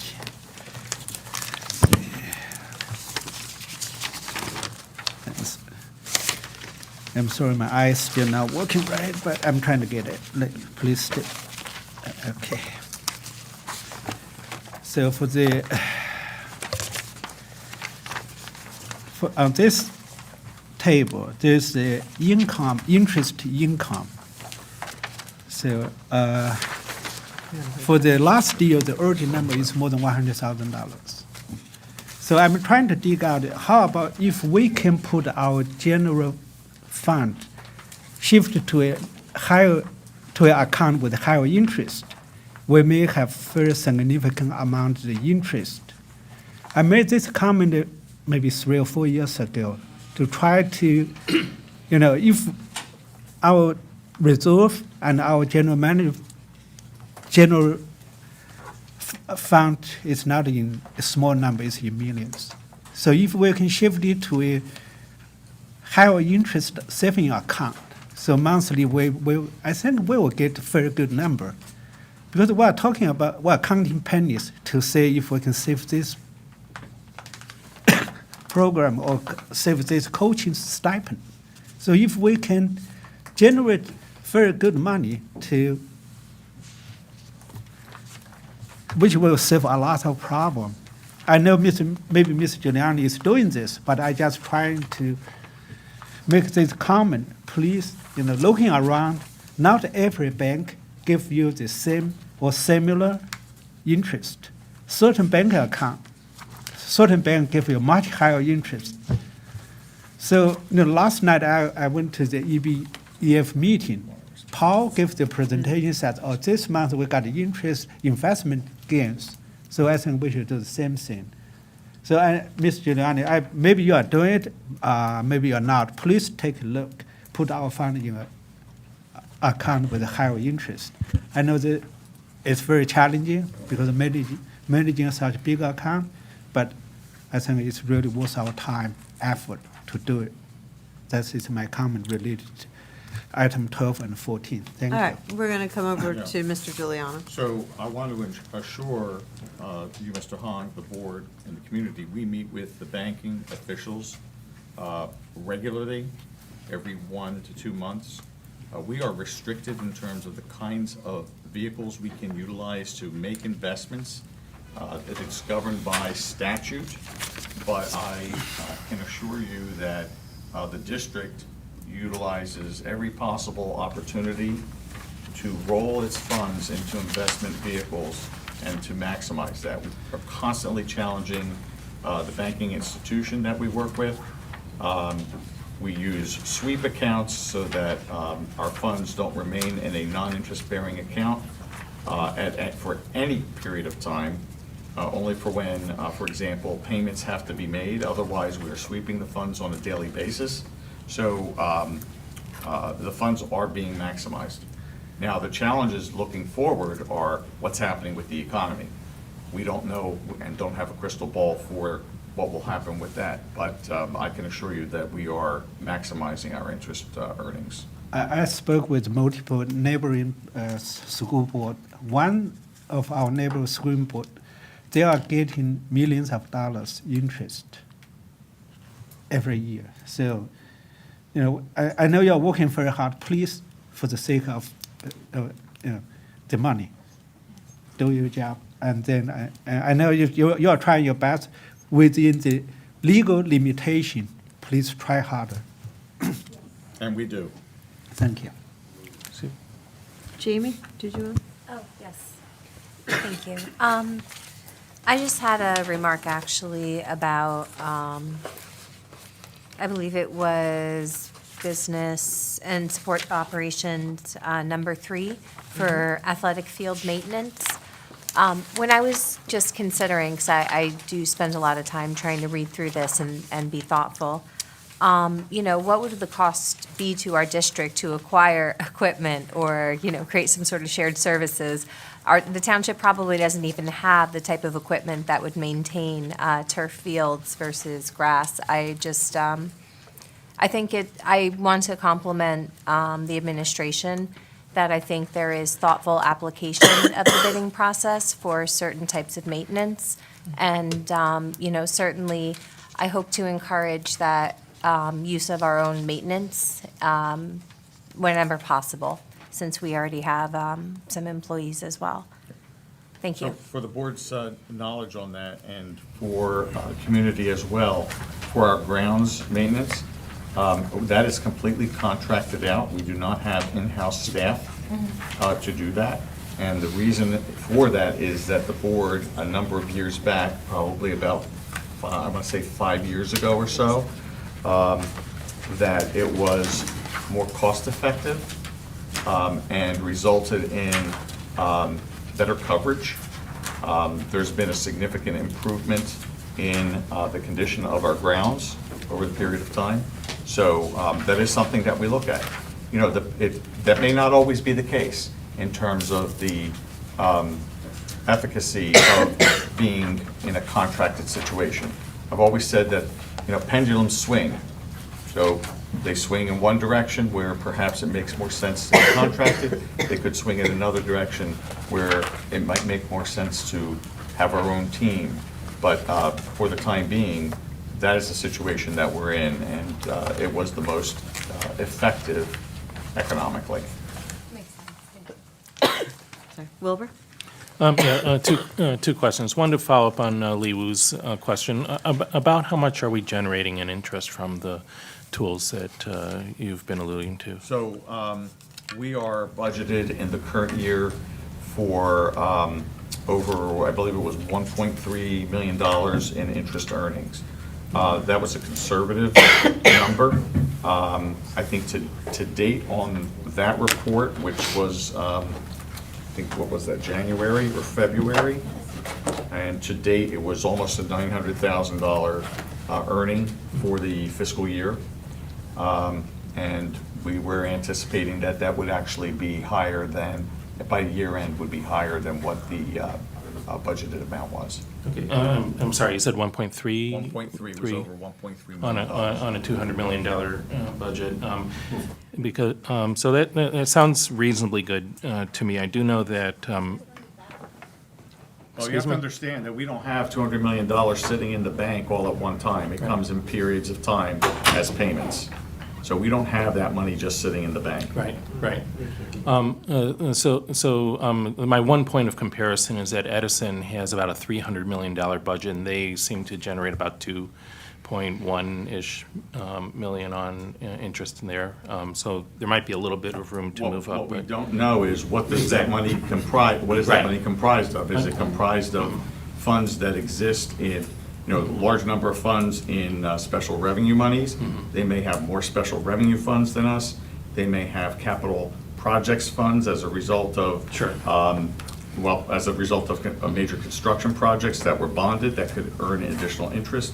So there are a variety of factors that need to be looked at. So just looking at it in terms of what is the budget comparison, that's not a fair comparison. You have to look at what's the actual amount of cash on hand. Right. But my point being is that we seem to be within striking distance of their performance. So I just want to echo Lee Wu's point that we should be looking to maximize this as much as possible.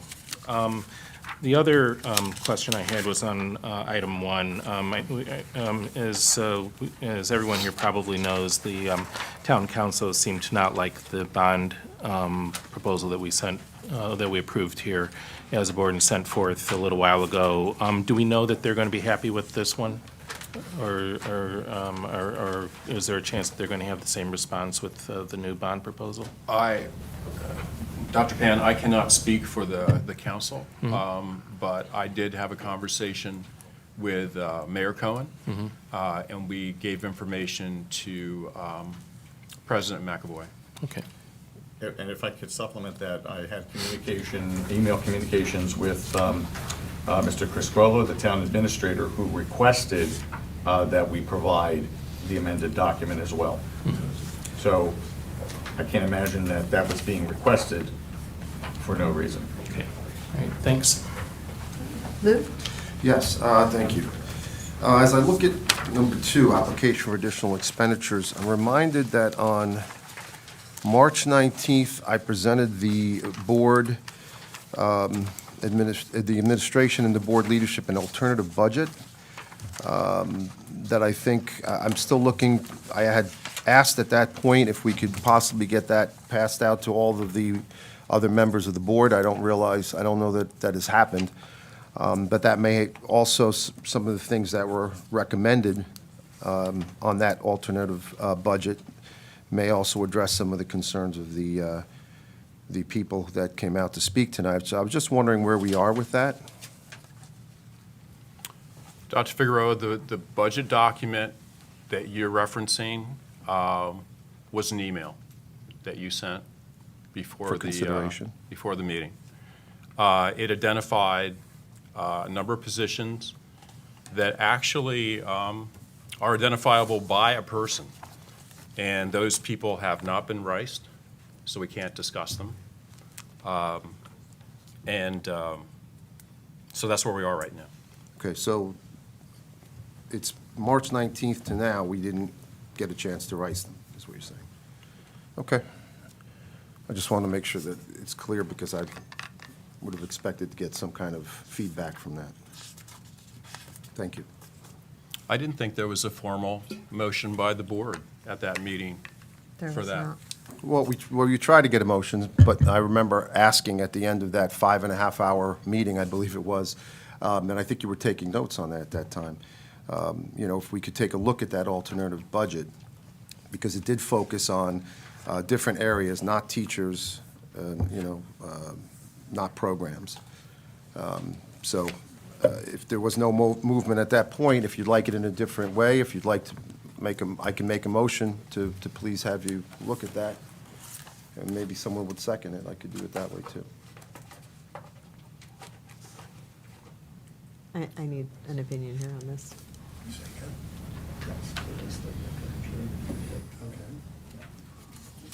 You can make a motion to have somebody, have the board consider something, but that's.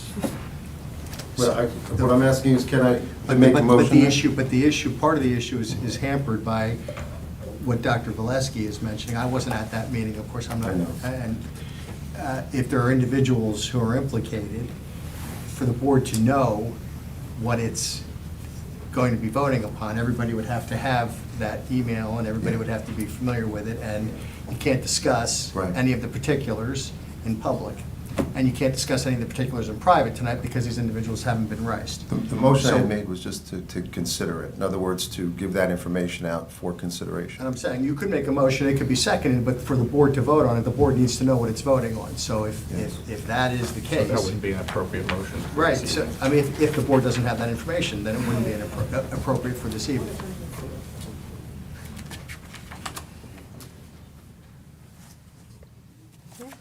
Anyone over here? Tim? No, oh, okay. All right, I'd like to talk about number one, the amended shared services agreement. I have concerns with this. Now, I was very happy to read that the planned payments take into consideration the debt expiring in 2026 and maintains a level debt payment structure, except that we don't have a level income. We're losing our income in various ways. It's being diverted to different things. So I don't feel comfortable going into even more debt. I would rather see some of this debt retired. Now, the big one, and I brought this up the last time, is that we're buying 5 54-passenger school buses and camera system upgrades, $947,000 for these 5 buses, which comes to like $189,000-ish each. But we just agreed to sell some 9-year-old buses at the last meeting. The state says that we can have these buses for 15 years. Now, I understand that, the extended warranty runs out. Like, I just had somebody call me today asking about my car's extended warranty. So I get it that those repairs get more expensive, but the fact that you have this schedule to get these buses replaced so often, I don't think we're in a crisis. We can't afford to keep doing this. I would like to see we skip this for this year. I don't know how many buses do you normally get every year? Like, do you flip them? 5 to 6 buses. Okay, so maybe we want to think about holding them a little bit longer or not flipping as many, because $900,000 is an awfully large amount of money when we're cutting programs for children. And I was really happy to hear that we were able to save at least the sports programs, because I also had gone through and I questioned the district postage. We're leasing postage machines for $14,000, 4 of them. Administration Building, Churchill, Hammersholt, and the high school. Why can't letters be sent through courier to one postal machine? There are 4 copiers here, 2 in the superintendent's office and 2 in the assistant superintendent's offices for $8,800.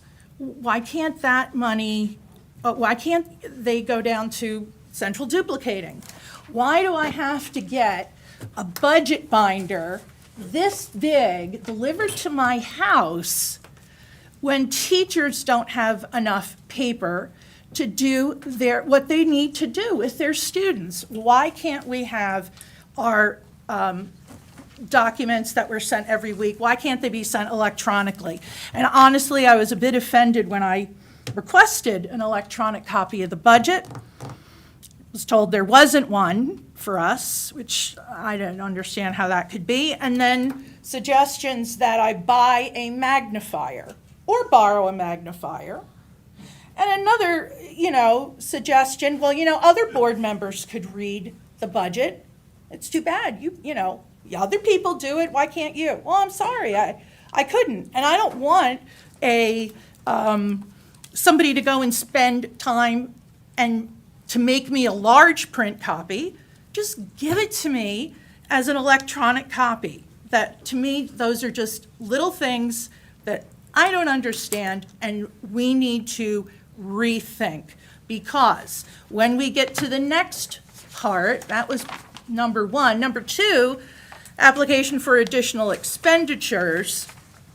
And on the bottom here, we're going to be saying that we must include a showing that it has undertaken all necessary and available budget reductions and reallocations concerning items not related to providing a thorough and efficient education. Spending $2,400 for graduation greens and flowers, I can go to Walmart and get them a lot cheaper. $23,000 to replace Irwin ceiling tiles. And it says existing ceiling tile at Irwin are a mix of different styles and textures. Older styles do not reflect don't reflect light well and detract from room aesthetics. I would rather see the teachers in the classroom, that we're cutting a whole bunch of teachers and we're worrying about aesthetics. This doesn't make sense. This is one of my favorite ones. 21,000 geese control services. Professional services to clear and maintain a virtually geese-free environment year-round for 11 schools. And I think that's a lady with a dog. So that dog's making more per hour than a lot of our staff for $20,000 a year. So I believe that there are places where we could cut a little bit here and a little bit there. No, it's not millions of dollars. But when we were wringing our hands over, oh, we need $5,000 for this baseball team and $5,000 for the softball team, oh, woe is me. Where are we going to find the money? It's in here, folks. Thank you.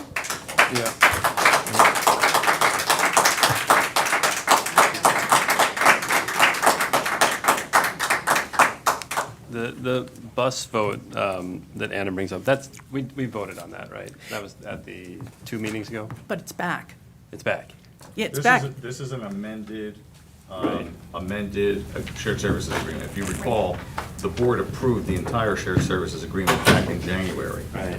So the only reason that it's back is because of making the adjustment to remove the roof replacement to fit into what the township would be financing. And that was before we knew. Oh, it's Tim. Oh, I'm so sorry. I just, Cool. I'm cool. I'm sorry. No, I'm cool. Go. Oh, I know, I was just going to say, because I was thinking about it, January, why did we approve this? And I realized it was before we knew how much we were going to be losing in state aid and that we were going to be potentially cutting 51 staff members. Right, that January, that was before that. Actually, we had a discussion regarding budget at that same meeting. Yeah, I know. And disclosed what the projection was. Yeah, I know. So you were aware of it. Yeah, there was a projection, but we didn't know So for sure. No, but it was a pretty good projection, so you were aware. Okay. Lori? Oh, I'm sorry, Tim. No, you it's were cool. done. No, that's good to know. I mean, I think what I'm hearing from you, right, and what we're hearing from the community is we need to think differently, right? We need to move differently. We need to be more strategic and innovative with the challenges that are ahead, because as everyone said, and as everybody up here feels the same way, nobody wants to be here next year. Yep.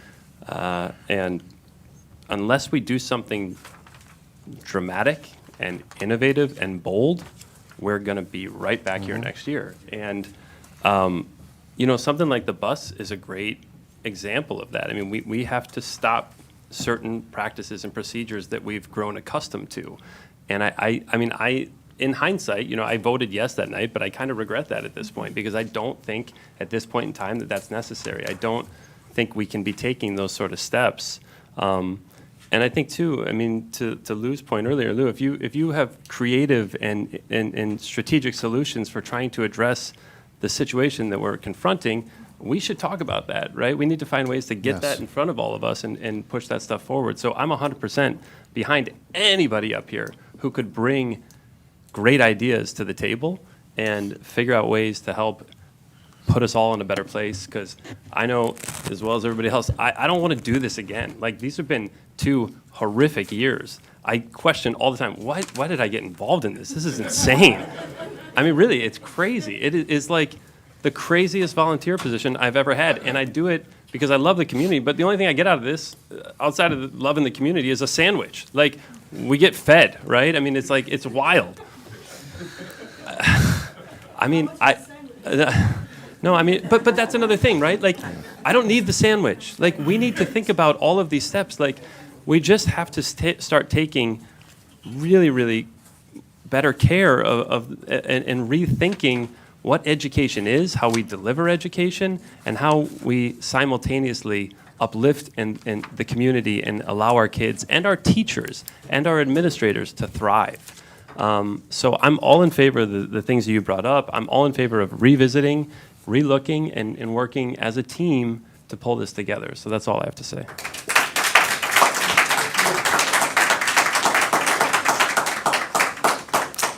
Go ahead, Laura. I have something when you're ready. I'm gonna, do you mind? Actually, no, go ahead, I'll wait.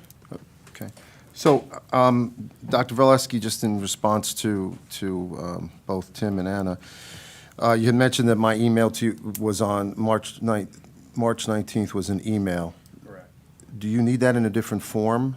I do not. Because I can redo it. Whatever you need, let me know, because I do think we should talk about alternate ways of looking at what we're doing here, because I also agree, I don't want to be doing this again next year, and it sounds like we'll be doing this for quite a number of years, so I think we need to come up with some better solutions as a board.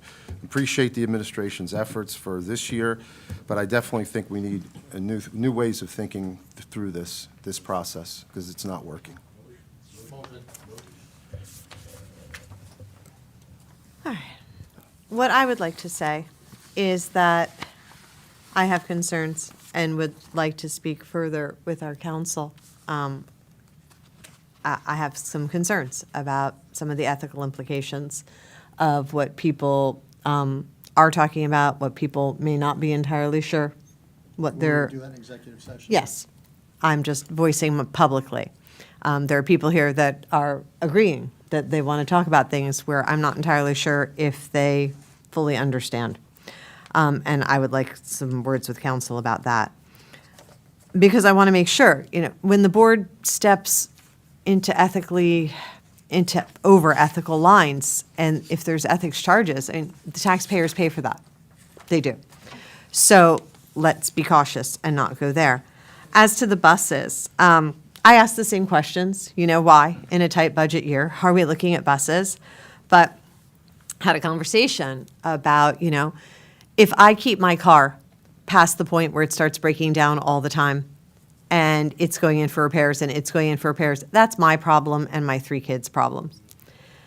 If we are turning over the buses and buying new buses so that your children are not standing out on a corner because the bus has broken down yet again, or we don't have enough buses because we have one bus offline because it's in for repairs, that becomes everyone's problem. It's like 52 kids on a bus. And there are many things, the ceiling tiles, do I care about aesthetics? No. As a person in a classroom, do I care about if the light is reflected well enough so the kids can see? Yes, I actually do. I've taught in dark classrooms, and I know what it does, and I've taught in well-lit classrooms, and I know what it does. It does make a difference to me. That's just me. So I see some of the wisdom in wanting to keep the buses while they're running well, because those are, that's going to be my kid on a bus soon. I would like her on a bus that's not going to break down and that is going to show up, because I will have, be leaving for work. The other thing is that last week we spent a lot of time on the coaching thing, the coaching stipends. And I left feeling uneasy, and I went home and I thought about it a lot. And, the public talks a lot about our fiscal responsibility. So I'm a sports parent.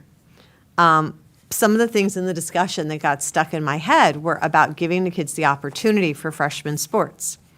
So as a sports parent, I want to just make sure everyone's aware. Not all of our sports have a freshman sports team. They don't. So this idea of giving everyone the chance for freshmen, we already don't have that. There is already inequity. There isn't a freshman team for every sport. And I'm assuming the ones where they were formed was for numbers. But we're saying now we don't have numbers, but we're very not willing to look at whether or not we let go of that model. I would like to ask the administration for next year, because we've talked this through. It is not in the grand scheme of a $200 million budget, the stipends. are not huge, and changing things is, not something I want to do last minute. But for next year, I would like to look at expanding the size of the JV teams. If you're a high school parent, you know this, but our coaches at the high school are amazing.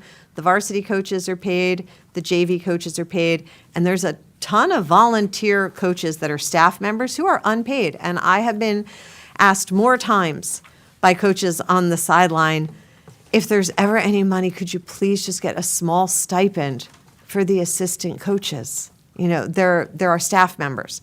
There was discussion about volunteers. Just to make sure everybody's aware, volunteerism is great. It is a very sticky ground that the district has stayed away from for years about parent volunteers on the school sports, because there is the issue of equity, are kids getting equal access? It's a really slippery slope. Is my kid not playing because, your kid doesn't like my kid? It's not what I want for them in school. But I would like to see us look at, rather than keeping freshman teams, 5 cheerleaders that aren't getting the opportunity to really cheer, that could be taken up to the JV squad to be given more coaching, so that another coach could get, an assistant coach who's a volunteer could get a stipend, even smaller if needed, but still a stipend. We could, off the full stipend, we could do 2. But I would like to see the kids get the higher level of competition and be able to come up to the high school and maybe just expand our squads, instead of having small 9th grade teams for some sports where the kids don't get to play because other teams don't have to play against them. And I understand the argument that not everybody gets on the field. But at the high school level, it's very competitive. Not everybody gets on the field. I mean, this is about as competitive as it'll get for most of our kids. What is like 3% go on to college sports? It is competitive. But I just for next year would like us to look again at what the public keeps asking. Are we managing wisely? Are we being responsible? Or in some places, are we being emotional? Like my kid loves to play this sport. Don't get rid of 9th grade. But maybe next year we need to have a different plan. Let's put more kids on JV if there's seats on the bus, and see if we can't pay another one of our staff members to be an assistant coach up there. I think that's everything for me. I have notes everywhere. I'm so sorry. All right. Items 1 through 19 is a roll call vote. Anna Braun. Okay. So I need to split the vote, because I am voting no on number 1, which is the amended shared services agreement. Noted. Okay, and then yes on everything else, 2 through 19. Noted. Thank Timothy you. Cummings. Yes. Jamie Falco. Yes. Louis Figueroa. Yes. Lori Herrick. Yes. Lee Woo-hong. Yes. Wilbur Pan. Yes. Heather Gloss. Yes. Motion carries. We are on to, sorry, lots of pages.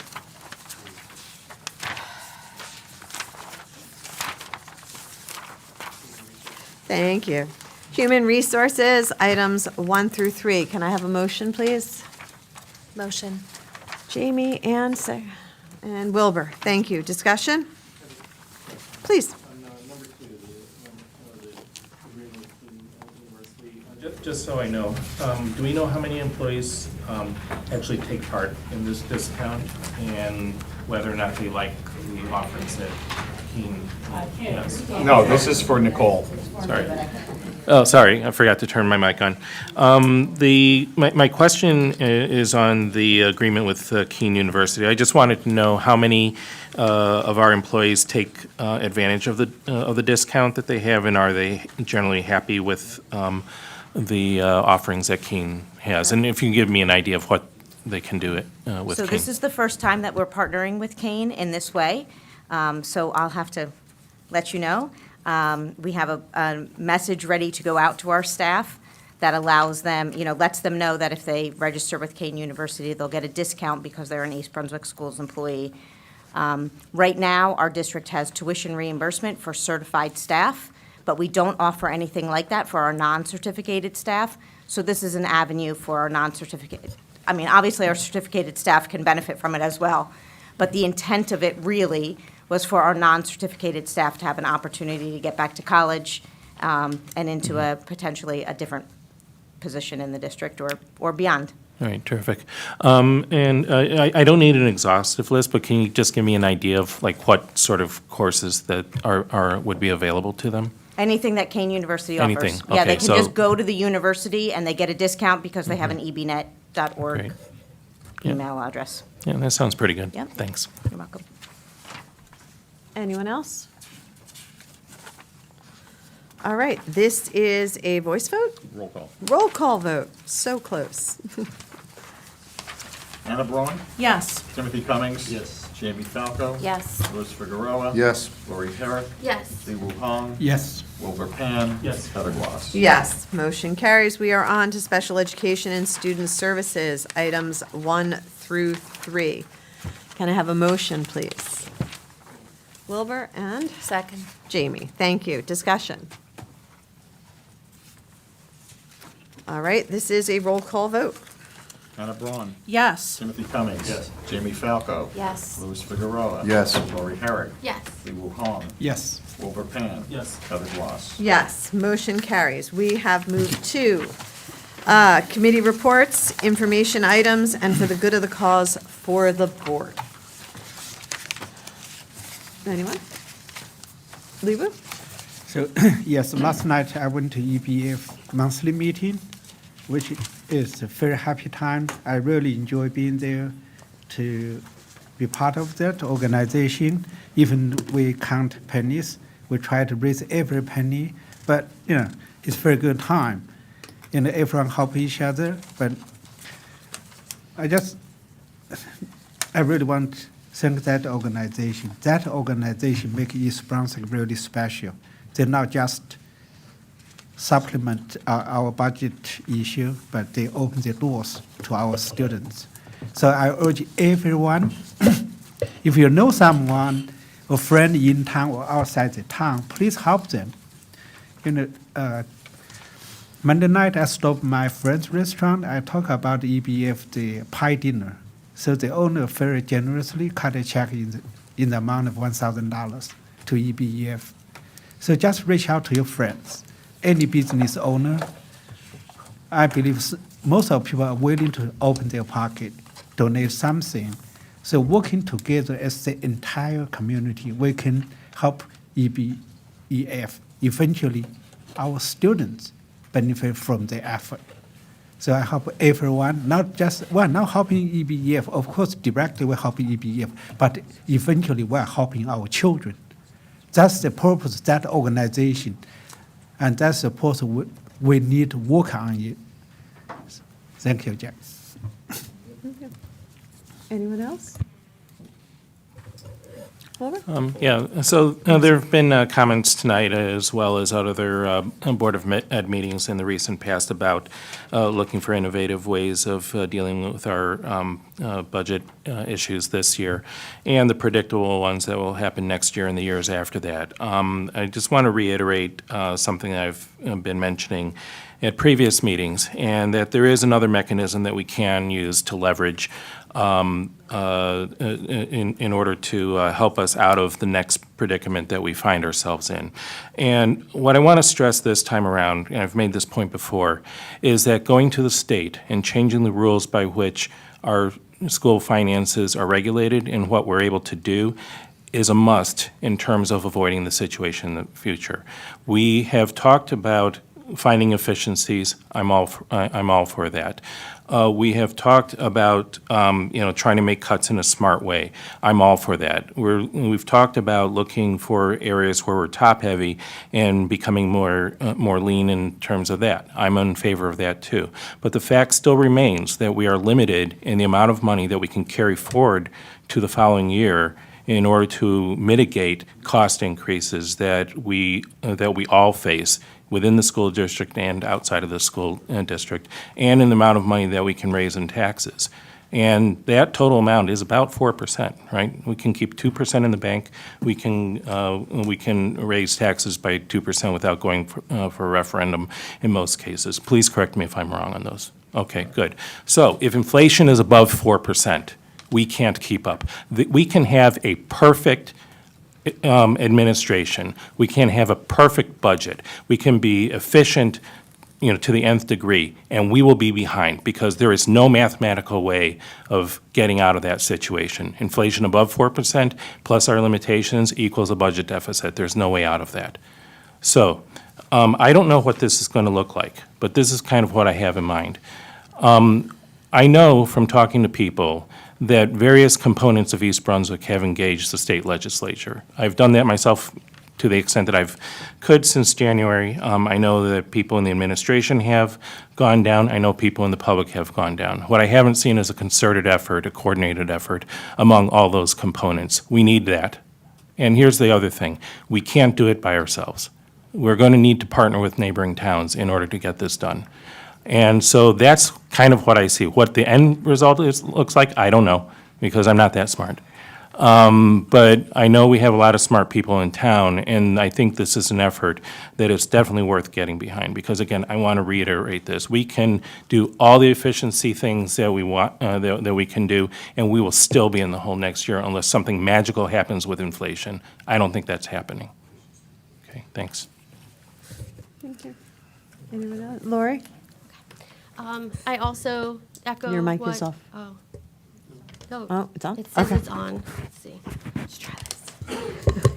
I also, yes. I also echo what Dr. Pan has said. I have had conversations with board leadership and administration about making more coordinated efforts to go to Trenton and talk, and I think that in the upcoming months, we'll try to get some fruition from that. I have gone to Trenton. I was also scheduled to testify at when we had our last meeting. That was changed from March 20th to the 19th, but the timing was too late, and they gave me like the last time of the day, and there's no way I could have done that and then gone to our meeting. So I try. I know a lot of board members up here try. And so when I reached out to them and was like, I'm sorry I can't come to the assembly to talk today. Can you please give me the next day that was upcoming? They were like, no, we're full. And I was like, can I just write? Can I just send in my what I was going to say? I've been in contact with board members from other towns that have gone there and spoken lately. They told me that they felt the feedback was really good, that there were people on the Assembly and the Senate who actually asked them in questions and engaged with them this time. That also happened when they spoke at the Department of Education meeting as a parent a few months ago. And so it was more engaging. So I do think that they're listening, but I think it's a process, right? It's a process, and we have to have a coordinated effort. And we have to find towns that are in similar situations and want to work out towards the same goals. But I also know, and I agree, that it's not our only route, right? Like, we have to come up with innovative solutions that bridge those gaps as well. So budget-wise, that's kind of my thoughts on that. As for, there's so much going on in the past few months since we've had our meetings, but I've kind of pushed off talking about some of it. But I'd like to share some, because there's some really great things going on in our schools. I did have the opportunity to attend the Living Voice presentation at Churchill, called Through the Eyes of a Friend. It combines live performance with film footage and photos. The presentation parallels the life of Anne Frank through the historically accurate composite character of Sarah Weiss. It included topics such as the start of World War II, Jewish experiences during that time frame, prison and concentration camps, and the post-war experience. The presenter was amazing and passionate. The ninth graders attended in small groups with their classmates. They had great questions, and there was really good discussions going on. So I'm thankful for the invitation that was sent to the board members to attend that. Churchill did a great job with their 13 junior play, which now maybe was last week or 2 weeks ago. I feel like everything's just combined in my head. The kids did great. It was really fun play. Parents had a lot of fun. Every parent should be proud of the work that their child put into it. They just did amazing. I also had the opportunity to see the girls softball team play their first regular season home game at the new fields. It was really exciting. When I left, they were up 17-0. So congratulations to them. And I wish them a lot of success on their new fields.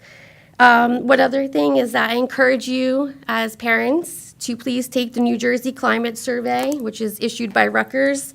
Emails probably went out from principals or vice principals. The answers are anonymous. There's a parent version, there's a student version, which I think they take during the school day unless you opt out, right? And I believe there's also a staff version, if I remember seeing the results from last year. So please check your emails, parents. Please take the climate survey. It's very important for us to get feedback about what you feel is the climate and the culture in the schools. And that's it. Thank you. Go ahead. Thank you, President Guas. I wasn't able to attend the long budget meeting. I was sick at home with a 101 fever and felt it prudent not to crop dust everyone with my germs. Thank you. I just want to thank everyone that came out to speak. I'd like to thank the residents that sent over 70 emails regarding the budget that I personally received. I saw that there were some duplicate emails. You got together to collect your thoughts, and I appreciate the organization and the thought that went into those. I want to thank everyone who came with suggestions and ideas. Whether or not they were executable, it's greatly appreciated. There's a lot of heart in this town, and I'm very grateful to represent you. In looking at our org chart, I never lose sight of the fact that the electorate is at the top of this organization here. Thank you. Thank you. Sorry, I've Oh, just go got one ahead. more quick thing. Our high school orchestra went down to DC last weekend for a multi-day event which also culminated in a little bit of a competition. I know that they don't like to use that word, but that's essentially what it was, with other high school orchestras from around the East Coast. We won.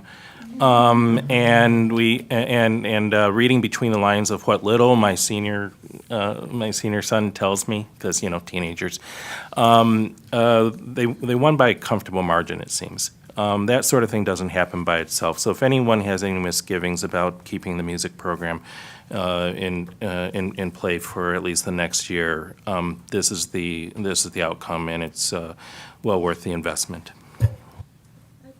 I'm sorry, I just have one last thing.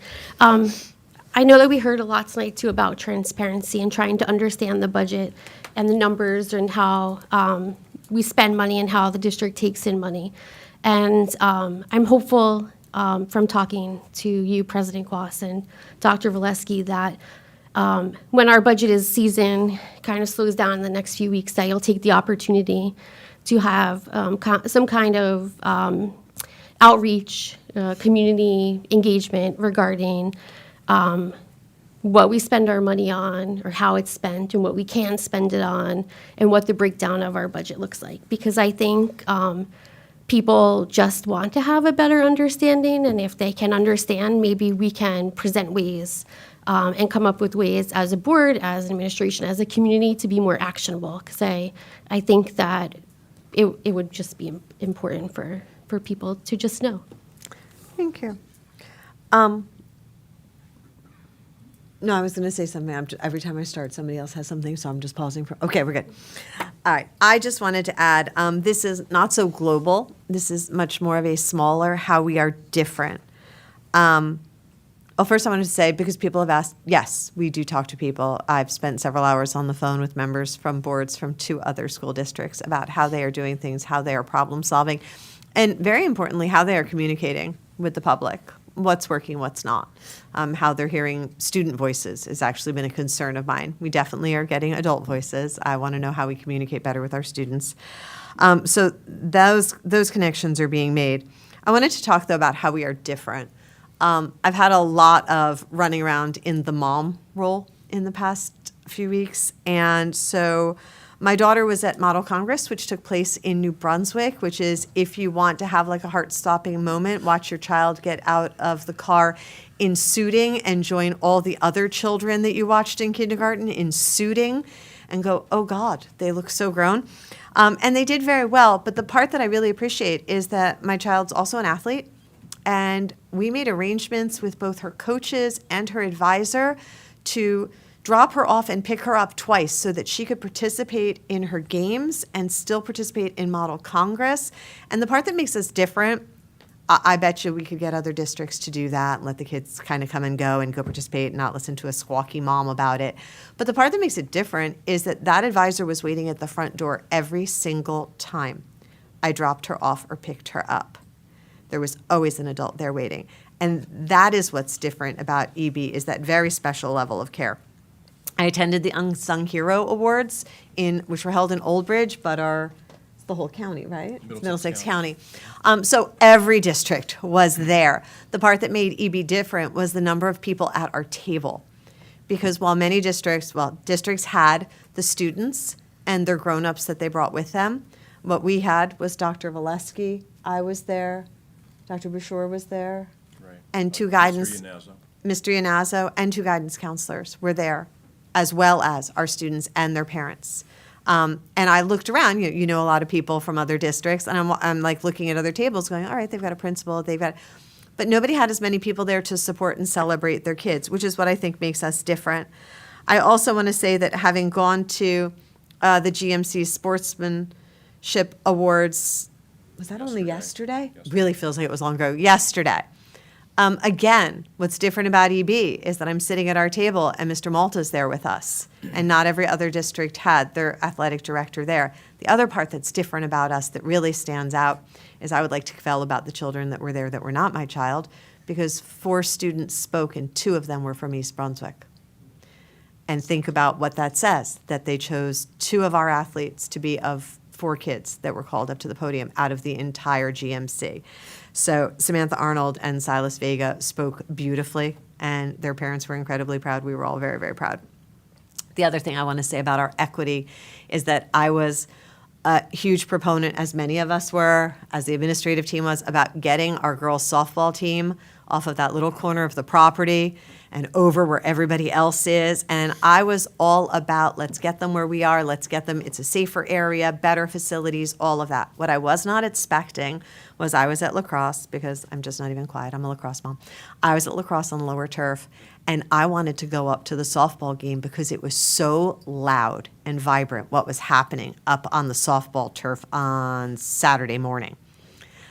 And there was a lacrosse game going on in the stadium, there was a lacrosse game going on the lower turf. My attention should have been focused, but I wanted to go watch softball because it was so loud and electric. There were 2 games going on at the field, and it was everything that you could want for our kids, to have them be there, have the crowd. I watched people just go up there because it was so loud. Let's see what's going on. So our kids are getting the benefit of what we're spending on them. And sometimes I think it's easy to miss if you're not there to see it, and if you're not at these events to compare us to other schools and just sort of notice, like, that's a small table of adults, that's a small table. So our kids are still getting the benefit of the excellence. There's a lot of people working hard for them, and it's really special what our faculty delivers. Having said that, we do not have a need for a closed session, no? Do we? No, we do not. The All meeting right. that we had earlier was. We had, okay, canceled. just checking before I go wrong. Can I have a motion to adjourn? Wilbur, Jamie, all in favor? Aye. All against? All opposed? Motion carries. Thank you, everyone, and good night.